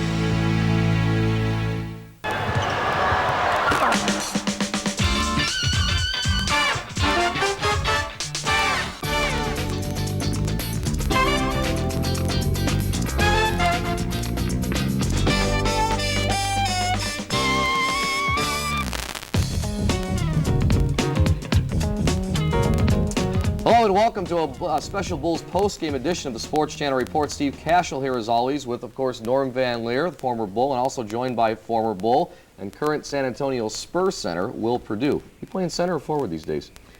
Both. Both. There you go. We're safe. Bulls win up 3-0. Are you surprised by this game, Will? Yeah, I am. I mean, this is a game that I thought for sure that Seattle would come out and play a lot harder. I think that they kind of felt that because they were in their home court, they could just come out and enjoy the game. Unfortunately, it wasn't that way. They just didn't come out and play well at all. I think that they thought the fans would help them win this game, and it was obvious that they weren't ready to play from the start. That's right, and we're going to get Norm's comments in just a thought. Right now, we're going to go to Seattle, say hello to Lou Canellis and Laura Oakman. How you guys doing?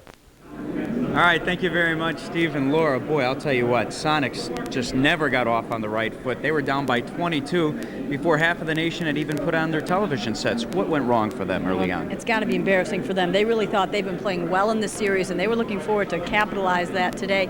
First of all, I mean, the Bulls just got so hot. What do?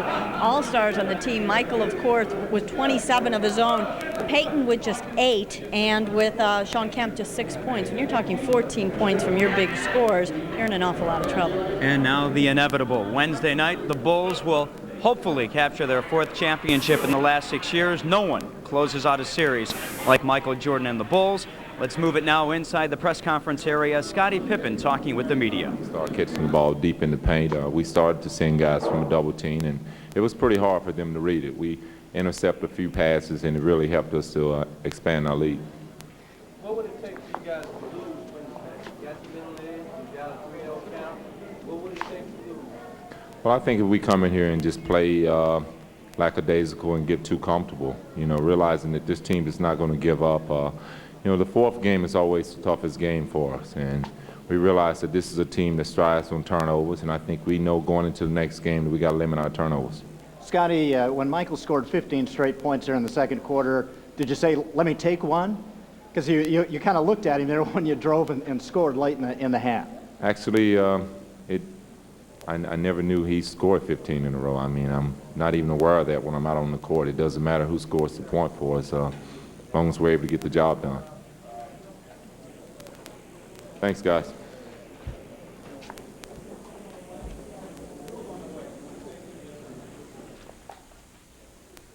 All right, Scottie Pippen with 12 points. It's funny because he was just the 4th scorer on the Bulls. Tony with 14, Luke with 19, Michael with 36. I want Norm's comments on the game right now. Are you surprised by Game 3 and how easy it was, although they did make a run in the 3rd quarter? Well, I'm surprised at how they handled Seattle. But at the same time, I think Seattle was relaxed coming home in front of that crowd and being prepped and ready to go. I think the Bulls went out and put that pressing defense, and that surprised them more than anything else. And it pushed the game away from half court more than it did in the past in the last 2 games where the Bulls are having some problems dealing with this on the half court game. But I think they pressed them, they moved them out, and they got an early lead. Michael got hot shooting the basketball, the open game, and something the Bulls haven't done. And that was eventually going to happen in the series when you didn't know. But I tell you what, they went up there, and that defense was as nasty and stingy as I've ever seen it this year in the playoffs against any team, and it was a good time for it. That's what I think Seattle was surprised about. Absolutely. Let's take a look at the highlights from tonight's Game 3, although I hear we're going to hold the highlights, and Phil Jackson about to address the media at the Key Arena in Seattle. So we going to Phil? I believe we are. Here's Phil Jackson. Seattle didn't match the effort. They missed some open shots, some good looks early in the game, and we got rolling and got a lot of confidence. Obviously, Michael carried us the first half, but we got a great contribution from everybody the second half. Luke Longley obviously gave us a good step. Ronnie Harper, who has started almost every game for us this season. I think he started 80. Had a little knee problem when I came out at the beginning of the game. Said he couldn't go. He couldn't go through the layup line, so we scrapped that and started Tony Kukoc, and I thought Tony got us going pretty good in the first quarter, too. We know the job is not done, that Seattle can play as hard as they did in the 3rd quarter, make things difficult for us, and we've got a road ahead of us to go before we can claim this one. Phil, it seemed as if in Game 1 and 2 you single-covered Kemp the way you did O'Neal and Ewing and Mourning before that. And in this game, it seemed like you threw a lot more double teams then, and there was a conscious effort to stop him in this game because he's the only one that really hurt you in the first 2. I couldn't see you because of that sport coat in front of you. Sorry, Phil. The strategy today was to throw double teams at Shawn. He had really hurt us badly in the 2 games in Chicago. We thought that perhaps he would be even better here in the home court, and we tried to get the ball out of his hands early in the game. And it worked simply because they did miss a couple open threes and led us to run-outs. We had a couple steals, and I thought he didn't get the kind of looks or shots that he necessarily likes or get involved in the game the way he likes to do it.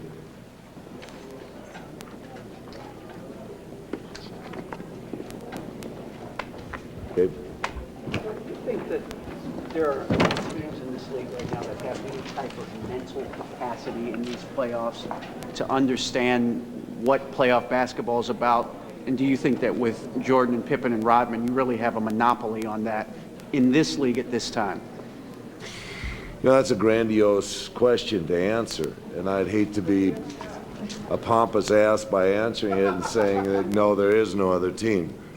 But the thing that's impressive, I think most impressive to a coach like myself about the team that I've been able to coach this year is the fact that they go on the road and they're a better basketball club on the road. For some reason or other, the resiliency of this basketball club steps up. And that is the true mark of a championship team. And I'll say it, it's happened before. I've seen it happen when the Pistons were a championship team, the Bulls were a championship team in the 90s. And they seem to have a chemical bond that really strengthens their unit. Phil, you've done a real good job of dealing with Dennis's performance over the year. And you guys were in such control of the game. Why didn't you let it get stupid at the end? Well, I felt that Bukowski come out in the 3rd quarter and accomplished what he brings to the game, a very physical, kind of intense scrum activity out there. And Dennis stayed pretty strong throughout that period, but there was a few things that were just too many confrontations. I didn't like what was going on, and I didn't want the game to disintegrate. I don't think it's fair to the game itself to let it disintegrate that way. And Dennis had a little trouble holding his head today, but I thought he did a real good job overall. Starting Kukoc yourself, I mean, you feel like that really worked? No, I'm very proud of what Ronnie Harper's done for us. Michael had to work very hard today because of his effort on Payton, although he withstood the energy. But, you know, Ron has taken and relieved that pressure for him. We won't practice tomorrow. We'll be here at the media day, though, at 12:30 as per.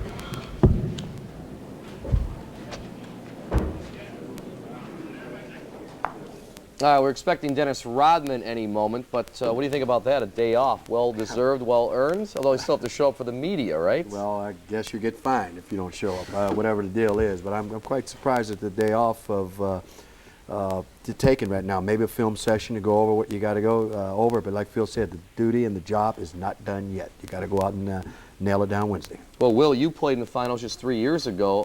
Are you surprised that Phil would give the team a day off, and how do the players react? Well, I'm not surprised that they would give the team a day off, the fact that they got a 3-0 lead. Considering the minutes that the guys played tonight, you go back and look at Michael and what he's done, I feel that it's appropriate for them to do that. I seriously doubt they'll take the whole day off. Like Norm talked about, they'll do something, watch film or maybe even shoot free throws just to kind of keep their minds into the game and realize that they still got a job at hand. I mean, Seattle can still come back and win a game. I don't think they can win it, but they can win at least one game on Wednesday. I think that they were embarrassed by today's performance.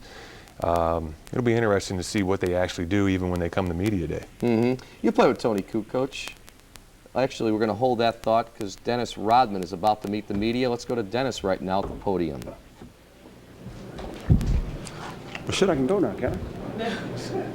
No, y'all got something to ask him. Dennis, did things get out of hand? Oh, no, it's the way I planned it, the way I expected.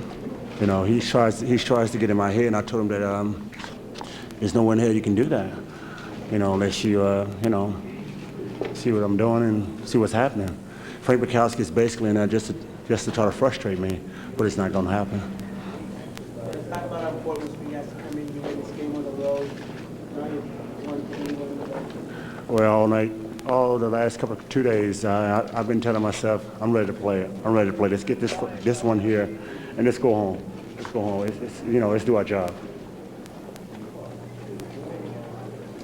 Dennis, it seems like there's more people following you around than Jordan now. Do you enjoy this rock star entourage that seems to be surrounding you during the final?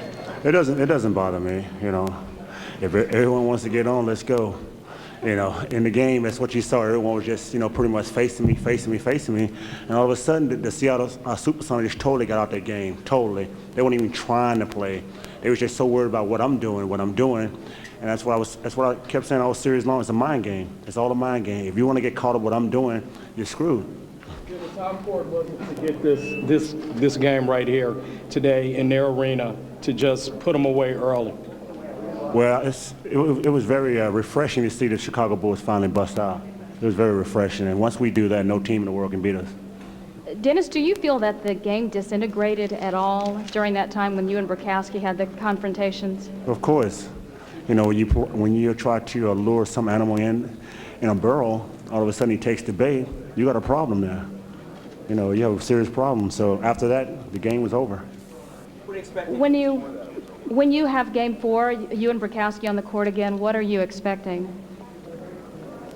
So we can go out to dinner or something, you know, kiss and make up or something like that, you know. What do you expect from Seattle game 4 as a team? They're down 3 games. Are you expecting a big, effort from them, obviously? Well, I'm hoping they try to come out and try to knock us out. I'm hoping they try to do that. And likewise, you're going to try to finish it off? We just try to finish off in the fourth quarter. You know, we have 15 rounds here, and so far we're through the 14th round. 15's come Wednesday. Dennis, what were you trying to tell the referees when you're standing on the free throw line with your hands behind your back, smirking? I'm just, you know, being me. Just being Dennis Rodman. And Shawn Kemp kept wanting to come up there and talk to me. I said, come on up here. You know, it's a free country. Come up here and talk to me. Describe the double teaming early in the game on Kemp. How did you guys take him out of his game, and what was the effect on them, including psychologically? Well, just to try to, you know, make him think that he's going to be played one-on-one, and all of a sudden you got a third guy coming at him, and he don't know what to do. He's going to be a great player, but right now I think he doesn't know how to get the ball in and out of his hands, especially in the low post. Dennis, you've had some confrontations throughout the playoffs, starting with Alonzo and then Shaquille. Do you think you've got an edge over these people, that you seem to be able to get into their heads a lot easier than teams seemed to be able to do it 3 or 4 years ago? Well, a lot of people don't give me any credit for doing a lot of things on the basketball floor. And all people want to do is write negative things about Dennis Rodman. But my job is totally different than anyone on that floor. It's to go out there and do the dirty work and get in people's head. That's my job. I don't get paid enough to do that, but I do it.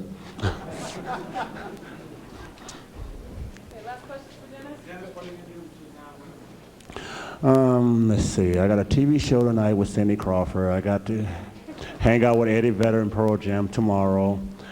Go smoke a cigar. Maybe take a jacuzzi by myself. And hopefully I have some fun with myself. Thank you.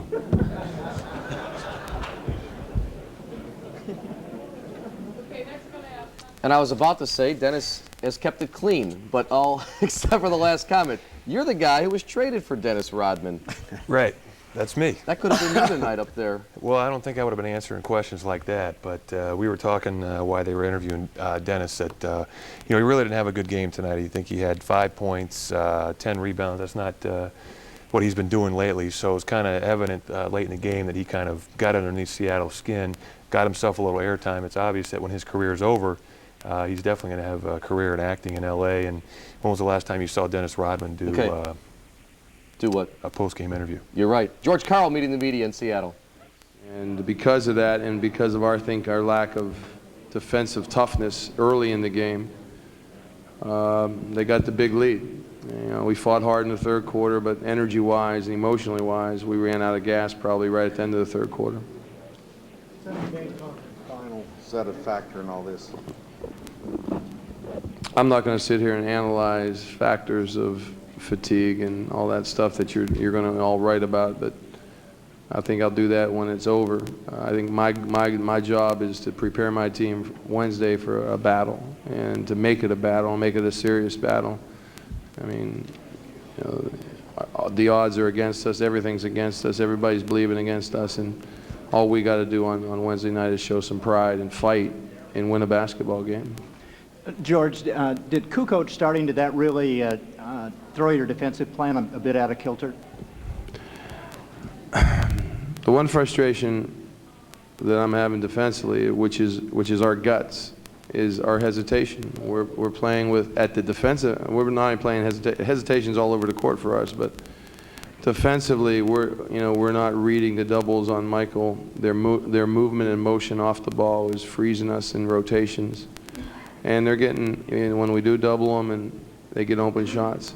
We need to, whatever the word is, get more aggressive, more focused, more. I don't think Kukoc starting had much to do with any of that, except he did have an impact offensively, as did Longley, which that was my biggest disappointment. Is physically we were, after being pushed around a lot in game 2 in the paint, we didn't establish anything in the paint early in the game, and Phil did a strategic move in doubling Shawn, and our reaction to that was very ordinary.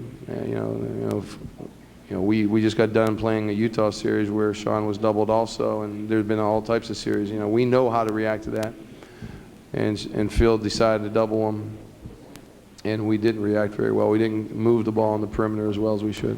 What effect did that have on the game? Did it have a bigger effect than just on Shawn, that doubling? Again, there's many hammers out there. You got Michael's great play. You got them playing with an intensity at the defensive end of the court that surprised us maybe. I still think the big key for us, the two big keys, is rebounding and transition. Their transition is coming off our turnovers, and the one Achilles heel that my basketball teams had all season long is we do turn the ball over, and that's hurting us now more than ever, I think, in giving them the easy baskets and easy opportunities.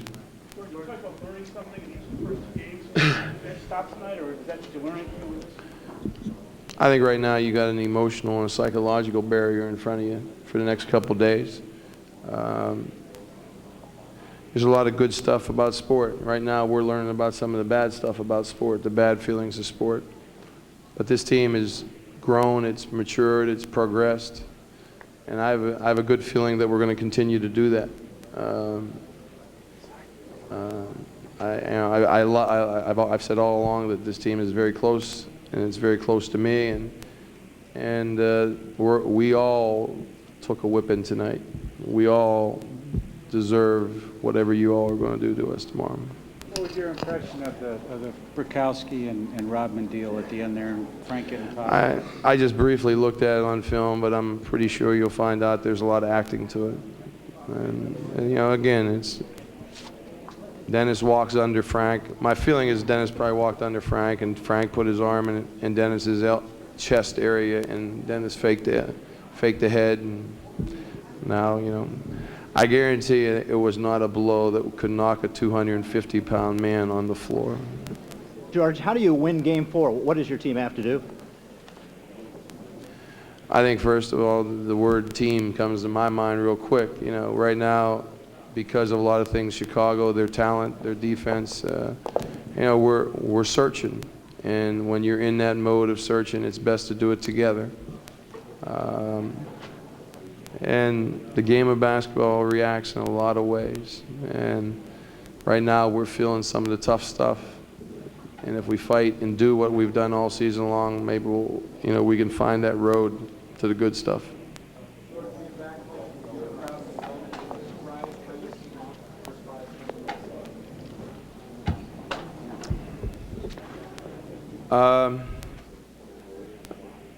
You know, I'll be honest with you, this is the first time I've seen Chicago with killer eyes in the series. And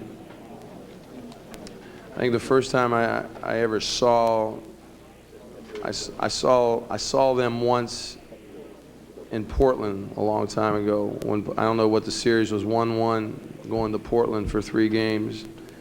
And they came out in Game 3 and just, I don't know if they destroyed Portland, but I saw a team that wasn't going to lose. And I hadn't seen that in Game 1 and 2. Tonight I will give them credit. They came out with a mentality and an edge that we didn't bring to the court. I think we were thinking the crowd was going to give us that. The crowd was going to lift us. And they came out and basically shut the crowd up very quickly. Okay, one last question. What about your shot selection in those first 2 minutes? The shot selection will show that they were good shots, pretty wide open, but with no patience. So, as a coach, we basically say it's a good shot if it goes in. It might be an impatient shot if it doesn't go in. I think more than anything, giving up the 34, 35 points in the first quarter was as bad as the shot selection.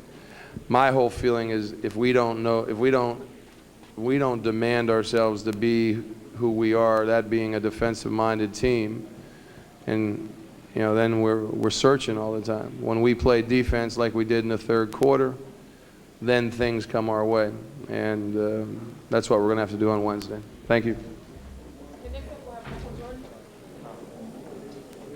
All right, George, Karl, and let me ask you, all right, you're down 24 at the half, and you're down 3-zip. What does George Karl say to his team? Well, the main thing he's got to say is he's got to tell his team we got to take it 1 bucket at a time. We can't try to get all 24 points in 1 quarter. Now you're down 3 games to zip. You got to tell them, hey, we got to take it 1 game at a time. First of all, we got to get this game. We got to play a good 5 minutes in the first quarter, a good 5 minutes in the second half. All right, Michael Jordan now meeting the media in Seattle. Let's go there. But today, I think it was important because the pressure was on them. It really wasn't on us. I mean, we did what we had to do. We defended our home court. You know, we were expecting them to come back, get energized by the crowd, get comfortable here in the arena, and you know, but we wanted to come out, take the crowd out of the game, and see how they respond to our pressure early. Michael, they're a pretty young and talkative team. Did you feel they were kind of calling you out a little bit? Say that again? They were kind of a young and a talkative team. Did you think that they were calling you out a little bit? Today or in the past? In the past. Well, I mean, it was a lot of conversation over the last couple of days, in our last couple of games, and you know, I came in here not to get into any kind of verbal confrontation with any of their players because this is their home. I respect that, you know, verbally rather, and physically I just wanted to go out and play my game and not really allow them the opportunity to get in my head or talk trash. If they talk trash, I basically just concentrate on the game of basketball. Michael, did you say anything to Luke between games 2 and 3? No, I didn't say much.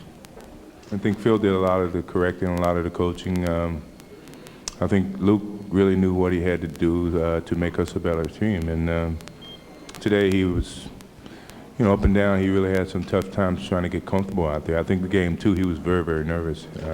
We talked about it a little bit before game time, but today he felt a little bit better. Michael, why is a 64-win team not giving you all a little bit more of a battle? Or do you think they're intimidated by you, maybe? Well, I'm not going to question, their intentions or their heart. I think when you get into this situation a little bit, it's a lot of desire. It's who wants it more.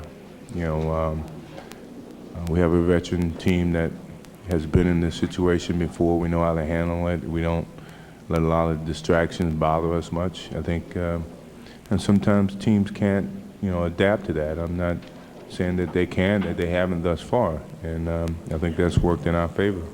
How much did the early double teaming of Kemp set the tone for the game on defense and maybe even help take the crowd out of it early? Well, we wanted to change it up a little bit. Phil practiced yesterday with the new double team to see if Kemp was able to throw the ball out of the double team effectively and make us rotate or hurt us, and he really didn't do that. And they really never adjusted to our double teaming, and I think that was one of the reasons of our quick start.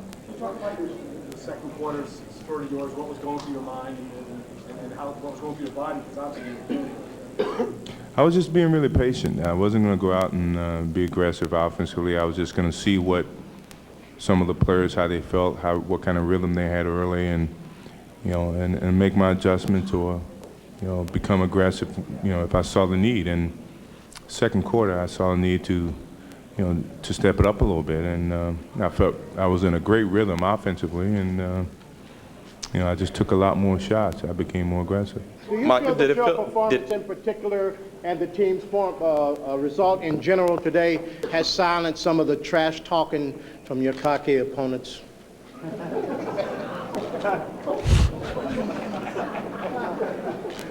Well, I must admit, trash talking is a part of the game. I give everyone that respect. I talk trash too. I mean, but in these circumstances, I think a veteran team knows, you just can't talk. You can't go out there and do a lot of lip service. You got to go out there and play the game eventually, sometime. And I think we were, in someone else's home. I don't think we've become more talkative. I think we've become more physical or just going out and playing the basketball game. It's hard to come in here and talk trash because they have 17,000, 18,000 people supporting them. We don't have very few, our wives and a couple of office people, but I think that eliminates the boldness of being cocky and talking trash. But it's up to us to come in and play the game and let our game do our talking. Michael, when you got on that roll at the end of the second quarter, did that feel like Portland 92? Game one. That's so long ago, I don't remember, but I felt like a lot of things was coming through me, and the team was reading me first, and it was up to me to keep everybody involved, take my opportunities or whatever. And I think that really hurt us a little bit in the third quarter, because when they switched Gary Payton on me, which became very active, he was very active defensively, and he was fronting and doing a lot of different things defensively. We didn't react. We didn't respond. When he was fronting, we should have someone to come in and throw the ball over the top, or once I got in the post and the double team came, the guy was supposed to follow the double team so I could find him. And we lost our rhythm in the third quarter. But I think it was a learning experience. We were able to hold them off defensively when they made their run, and they used a lot of energy. I'm pretty sure they still looked up at the clock or the score, and they were still down 15 points, and they really didn't gain anything on us. So I think that was something positive we gained coming into the fourth quarter. George said that this was the first time that he had seen the Bulls with killer eyes. Do you guys know when you have killer eyes? Oh, yeah. But I think we have killer eyes every time we step on the court. I didn't think. Hopefully, he didn't think we were going to come in with not killer eyes. I think we sense an opportunity to grasp this series in Game 3. So I think on the road, you have to have a certain focus. You have to have a certain killer instinct. And this team has done that all season long. It hadn't just happened here in the playoffs. I think if you look over our championship years, what we have done on the road is very astonishing. I mean, we 9-1, 10-1, and 4-4 at home. So I think that tells you about the characteristics of this team and these players on this team, about how serious we are when we step on the road. And we know that we're against all odds, and I think we tend to focus a little bit better. This will be the last question for Michael. Is it about the road that allows you all to eliminate distractions and dominate, whereas at home you have had struggles and occasionally lost? I think it's very obvious. I mean, when you get home, it's a natural tendency to relax because you feel that you have the home court advantage. And you're sleeping in your own beds. You got a lot of other distractions. Your kids running around. I mean, whatever you can see. You got to drive down through the traffic to get home. Get to the game. But on the road, you bonded together. You have 14, 16, 18 people strong, and we learn how to focus on the game and our jobs, our responsibilities, without the distractions of worrying about everyone else. And I think a veteran team understands that far greater than a younger team, because they hadn't experienced it as much. So I think that's a credit that people kind of took for granted with this team, and I think we've shown it all season long that we're very capable on the road to be focused and play like we play better sometimes than we're at home.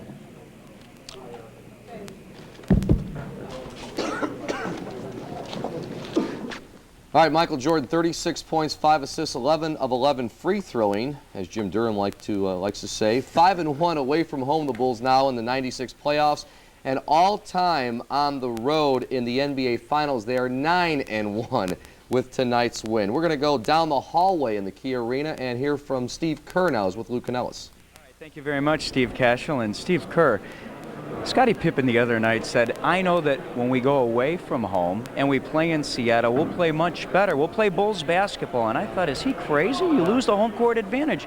Why was it? Why did you guys play as well as you did tonight? Well, for one thing, we were due. We really, as funny as it sounds, we haven't played that well recently. We haven't shot that well, and we were ready to explode offensively. I think the other thing is, in the finals, it's probably a little easier to play on the road.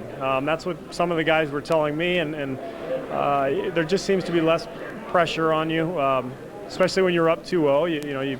The home team has to win that one, and so we came out and played very loosely and shot the ball well.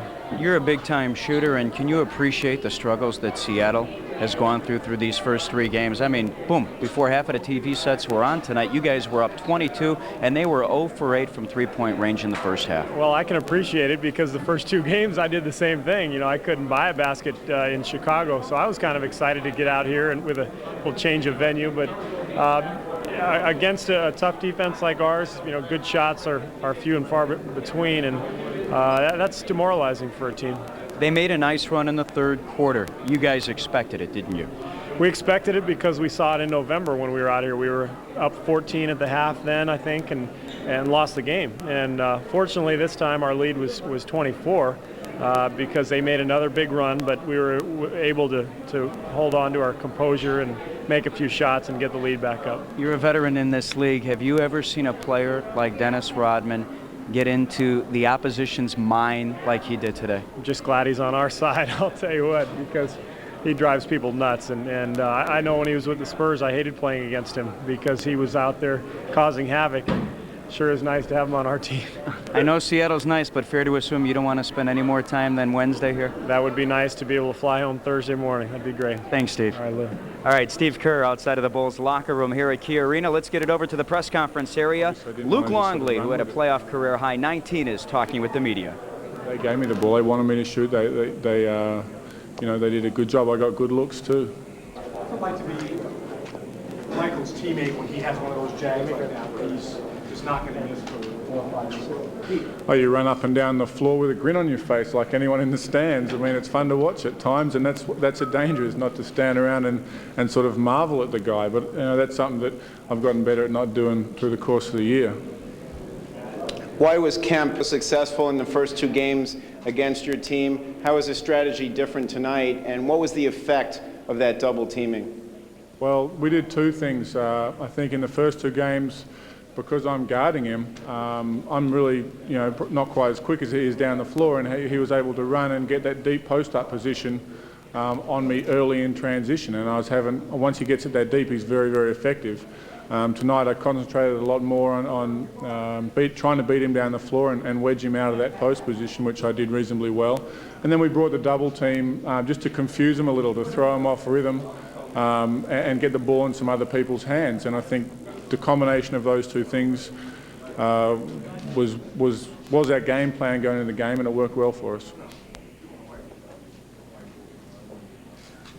Look, as far as butterflies go, is being in the finals really just a whole different ball game?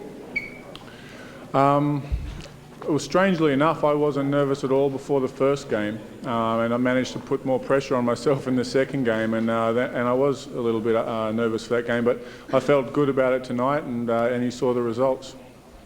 As a team, have you guys felt any pressure all year? Has there been a point where you really felt pressure? Yeah, I think as we've gone along and won games, the expectations have built. Both from the public and from within the team, we've expected a lot of ourselves, and that's pressure. And I think we've responded well by practicing harder. I mean, we were still having full 2- and 3-hour practices in the last quarter of the season, all the way up and during the playoffs. And I think that was sort of how we ground ourselves. We ground ourselves in hard work, and that's how we responded to the pressure that we certainly felt. Knowing how this team is, when you can smell something or when you can sense something, would you be stunned if you guys can come out and play very well in the next game? I would be. I think we've got an exceptional group of leaders of this team. Michael, Scottie, Phil, Dennis. I put in, as a leader of our team, and it would stun me if we didn't come out very, very focused in the next game. But I think that's what we've managed to maintain incredible focus all year. So that's one of the strengths of this team. That's why we've won all year, and I don't think it's going to let us down in the fourth game of the finals. Did Kemp look demoralized by what you threw at him, the more effective defense tonight? I think perhaps towards the end of the game, once the win was evident, but he played very hard all through the game. I think he got a bit frustrated by it, and that was what you want. But it certainly didn't affect the way that he played and how hard he played. All right. Thanks. Luke Long with a new playoff career high of 19 points. We're going to get more into Luke and also Shawn Kemp tonight with Will Perdue. And Norm's Keys are coming up. We've got to take a short break, folks. Talk about commercial free. We've gone solid for 35. Also ahead, what is MJ worth? Some of the league's top coaches give us their insights. He's without question, in my mind, the greatest player ever to play the game, and for what he's done for the city of Chicago and for the NBA and the Bulls franchise, I don't think you can put a dollar estimate on that. Michael's Value plus live interviews from Seattle. More coming as the Sports Channel report rolls on for a Sunday night. As a member of the starting rotation, Wilson Alvarez knows the tendencies of virtually every hitter in the American League. He knows what each manager will do in almost every situation. And as the father of a 2-year-old and a 4-year-old, he knows just about every word in The Lion King. Sports Channel. We know the Sox inside out.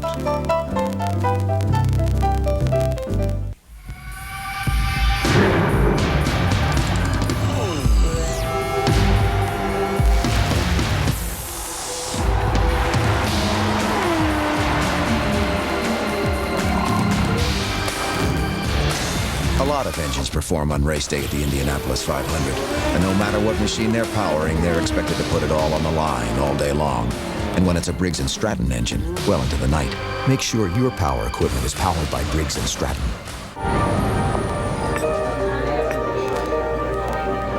We're really not that different. We make about the same.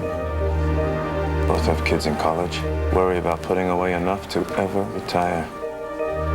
So why do I feel he's way ahead of me? Seems to be getting better advice. Comes up with stuff I never even think of. What do you have that I don't have? Payne Weber. Invest with more intelligence. The Bulls postgame is brought to you in part by Payne Weber. When you invest with Payne Weber, you invest with more intelligence. And by Briggs & Stratton. Put more power into your lineup. Make sure your outdoor power equipment has a Briggs & Stratton engine.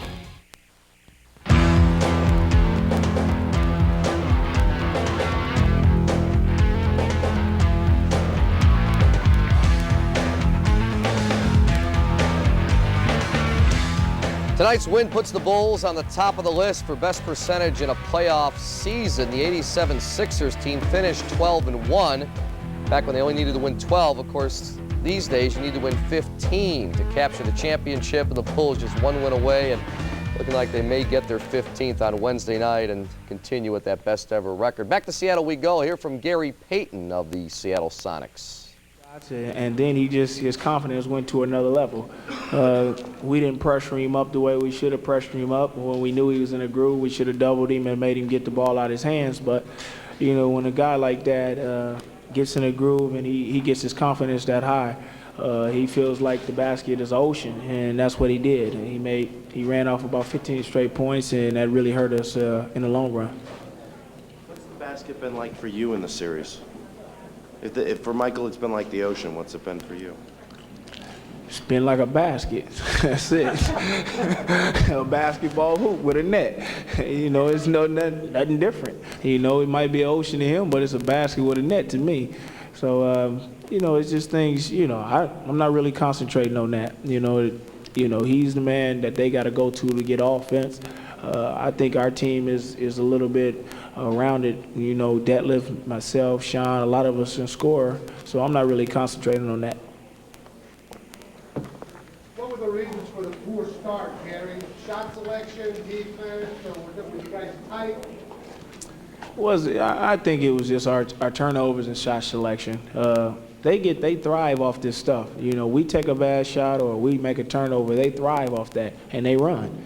And they was on fire. I mean, everything they threw up was going in the basket. So, you know, we made mistakes, and mistakes can't happen. And they punished us for that, and they got a 20-point lead, and we couldn't come back. Jerry, you defended Jordan briefly at times in the game. Would you like to have him more often than that? Well, I would, but you know, it's not going to happen. You know, I'm one guy that's playing the point for 45 to 46 minutes. Me staying on him, wasting a lot of energy will hurt us. So, you know, coaches trying to put me there as much as possible, but right now it's not possible for me to guard him for 40 minutes. What are you going to do to get your club a win? Well, right now we just got to play perfect. I think we got to play for perfection. We got to do everything. We can't let them get on runs like they do. Every game that we done had, they done got on a 15, 16-point run, and we can't do that. So it's not gonna. We can't do that. We can't turn the ball over, take bad shots, and then they're off to the races dunking the ball. I think if we can contain that and do what we've been doing, I think we can get a win. Gary, you gave them their respect coming into the series, but are they even better than you thought? They're a great team. I mean, I still think that we can win. We can win some games. They're just a championship team. With Michael Jordan, it just makes them better. You know, I mean, they're doing a lot of things. They got guys on their team that know their role. And then they bow down when Jordan comes and he gets his points. I mean, they've been here 3 times and won it 3 times. And we're just our first time being here. And this is like a learning experience to me because, you know, they're teaching us a lesson. We know that we can't make mistakes and do a lot of other things against this. All right, words from Gary Payton. I am now standing outside of the Bulls locker room alongside Tony Kukoc. And first things first, I saw on the bulletin board that you need some treatment with the ankle. How is your ankle? It was all right. It was all right. At first, I had a little problems with him. It was kind of hurting. But once it warmed up, it was okay. After the game, I had problems again, but it doesn't matter. It doesn't matter. We did a great job, and right now we won game. Can you believe you guys got off to the start you did? I mean, boom, you were up 22 points. They couldn't hit a shot, and you were in the driver's seat. I think we did a great job in a first quarter to get that quick lead, to take fans out of game. That was very important for us. A little bit of problems in the third quarter, but Steve hit the big three to get us back on the track, and from that time we felt great about it. Tony got the start tonight. Tony, when did you find out that you were going to be starting in place of Ron Harper? When they announced. Oh, you didn't even know before that? I didn't know. We were expecting Harp to see what's going to be his situation, and by the time that they turned the lights off, I guess he said that he had some problems that he can go. So I knew when they said 6'10" from Croatia. At first I was looking on the bench to see who's coming out, and after that I realized I'm the only one from that country. Tony, but I felt pretty good about it. Everybody knows that I play pretty good when I start, so it wasn't a big surprise for me, and I think I did a pretty good job in the first quarter. Yeah, you had 14 points on the night, too. Quickly, I know you want to get off the ankle and get over to the bus. You've won European championships. Are you starting to get excited with the thought that that first NBA title is just one game away, Tony? Am I started? Oh, yeah. I'm excited for a whole year. When this year started, I'm excited about the whole thing. And now, after we've done all these things, being just one game from it, it's got to give everything to get that one game, and after that we got a whole year to celebrate if he wants to, but it's still that one game. Work on that ankle. We'll see you on Wednesday. Thank you very much. All right, Tony Kukoc outside of the Bulls locker room. Tony finished up with 14 points tonight. Now let's get it back to our Sports Channel studios. Steve Cashel, Norm Van Leer, and Will Perdue. Lou, thank you. And back with Norm for Norm's Keys of the Game, but Tony's looking more and more like his Croatian counterpart, Dino Raja, isn't he? Plus, he's politicking now for starting. He loves it. Well, like Will said, he's learning. Norm's Keys of the Game. You got a theme? Yeah, since they're in Seattle, let's do a little Seattle theme, man. You know, you used to live there, right? I lived there for 4 years in Mercer Island. Had a good time. Love that place. D on you. God's country. That's where we go. Nirvana. Perfect offense. Just like the perfect man, huh? There you go. Shooting the basketball first quarter. Look at him smiling. Luke Longley shooting jumpers and all that. The Bulls just came out smoking, moving the ball like the good old-fashioned way you should. Just playing good old-fashioned ball with confidence. I was quite surprised how much confidence they had going up there and just letting it fly. I mean, and Randy Brown shooting the jumper. Look at this, Randy. Yeah. I taught Randy everything. You know that. This is not D, this is offense. I thought that the Seattle team played as aggressive in spots, but just seemed like they just didn't have everything going, and the Bulls had everything going on. Great passing. Michael spotting up. How can this guy be alone, as hot as he was, be that much open? You got a double team, triple team, knock him down, do anything, stop that. But let's go. Seattle slew of turnovers. Just the great horse, Seattle slew. But you're talking about turnovers. And they had them. The Bulls, just look at that pass. That was beautiful. That's when all cylinders are working. The double team, trap, and everything else set the pace for this game, and the Bulls capitalized once again. You make a mistake on the Bulls, there's 2 points on the other end, no doubt about it. One thing I did like about this game is shut up all that trash talking that was going on from the other end, and more like a punk version of punk rock rather than Nirvana. So there you go. Seattle slew of turnovers. The Puget Sound of defense. What a beautiful place that is. From Tacoma on down to Seattle. The Puget Sound, Steve, excelling.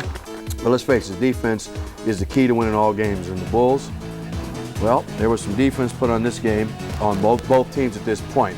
And this is when their third quarter comeback, wow, take it, get it out of here. And that's what they did. What a comeback for this. It kind of was scary, but when you get a big lead like that, the comeback takes a lot of energy out of you, and when you get right there when you need it, it just doesn't happen. And I tell you what, it ran out after a while. But what great defense to get Seattle back in the game. And then Michael Jordan went to work. Yeah, Michael, go ahead. Tell them about it. And that's what it was all about. Pearl Jamming. There you go. Will, is that another group from up there? Pearl Jam. The crime, that's what happened. Luke Longley, high 19 points. playoff high. Actually, he's on his second playoff time, and he did a good job today. Second year in the second year, and I'm telling you right now, what a tremendous game the Bulls had all the way around, except for the little run they had in the third quarter, that being Seattle, that made a game out of it. But I tell you what, they jumped out on them. It'd be very interesting to see how Seattle comes back and counter what happened to them today. If they do come back. Those are Norm's keys. I want to allow for a Will Purdue key to the game, and what was your one key if you have one? Well, I think the one key that I have is the fact that what we had always talked about of players scoring in quarters. It was still very similar today, but we finally had somebody that had a complete game with Michael with 36 points. But one of the things I've noticed about Michael is in one of his many interviews between Friday and Sunday's game is he talked about the disappointing wins that they've had, and those disappointing wins, he criticized guys, but it was very positive. He was very supportive in what he said and kind of in a leadership role. I think before baseball, when he was a little harsher and before he realized he couldn't hit a curveball, that wouldn't have been the case. I think his criticism would have been a lot worse. What's it like when you get, do you ever get on your butt? Yeah, he did. I mean, you know, he got in my face quite a bit because when you get there, like some of these guys they were experiencing when they're first year playing, when he gets in your face, you know, it's kind of a terrorizing thing because when you first get there and play with him, all of a sudden you're realizing, hey, I'm playing with Michael Jordan. This is the best player in the game. And one thing you got to get used to is you got to learn to play with him and not watch him when you're out on the floor because, like those guys talk about, I mean, it's a beautiful thing. And you got to make sure that, as Luke learned, you got to have your hands up at all times. Yeah, so he frustrates you, but you do respect the fact that he's talking to you, and I'll take what Michael's saying. Yes. Absolutely. It happened when I first came in the league with Oscar Robertson. I mean, he was in my face. Get that ball over here, all those particular things. So I understand what you're saying. And I was like, excuse me, okay. Still more interviews ahead. We're going to hear from Detlef Schrempf and Shawn Kemp tonight. Only, what, 14 points for Shawn Kemp. We're going to hear his post-game thoughts. But the Bulls win 108.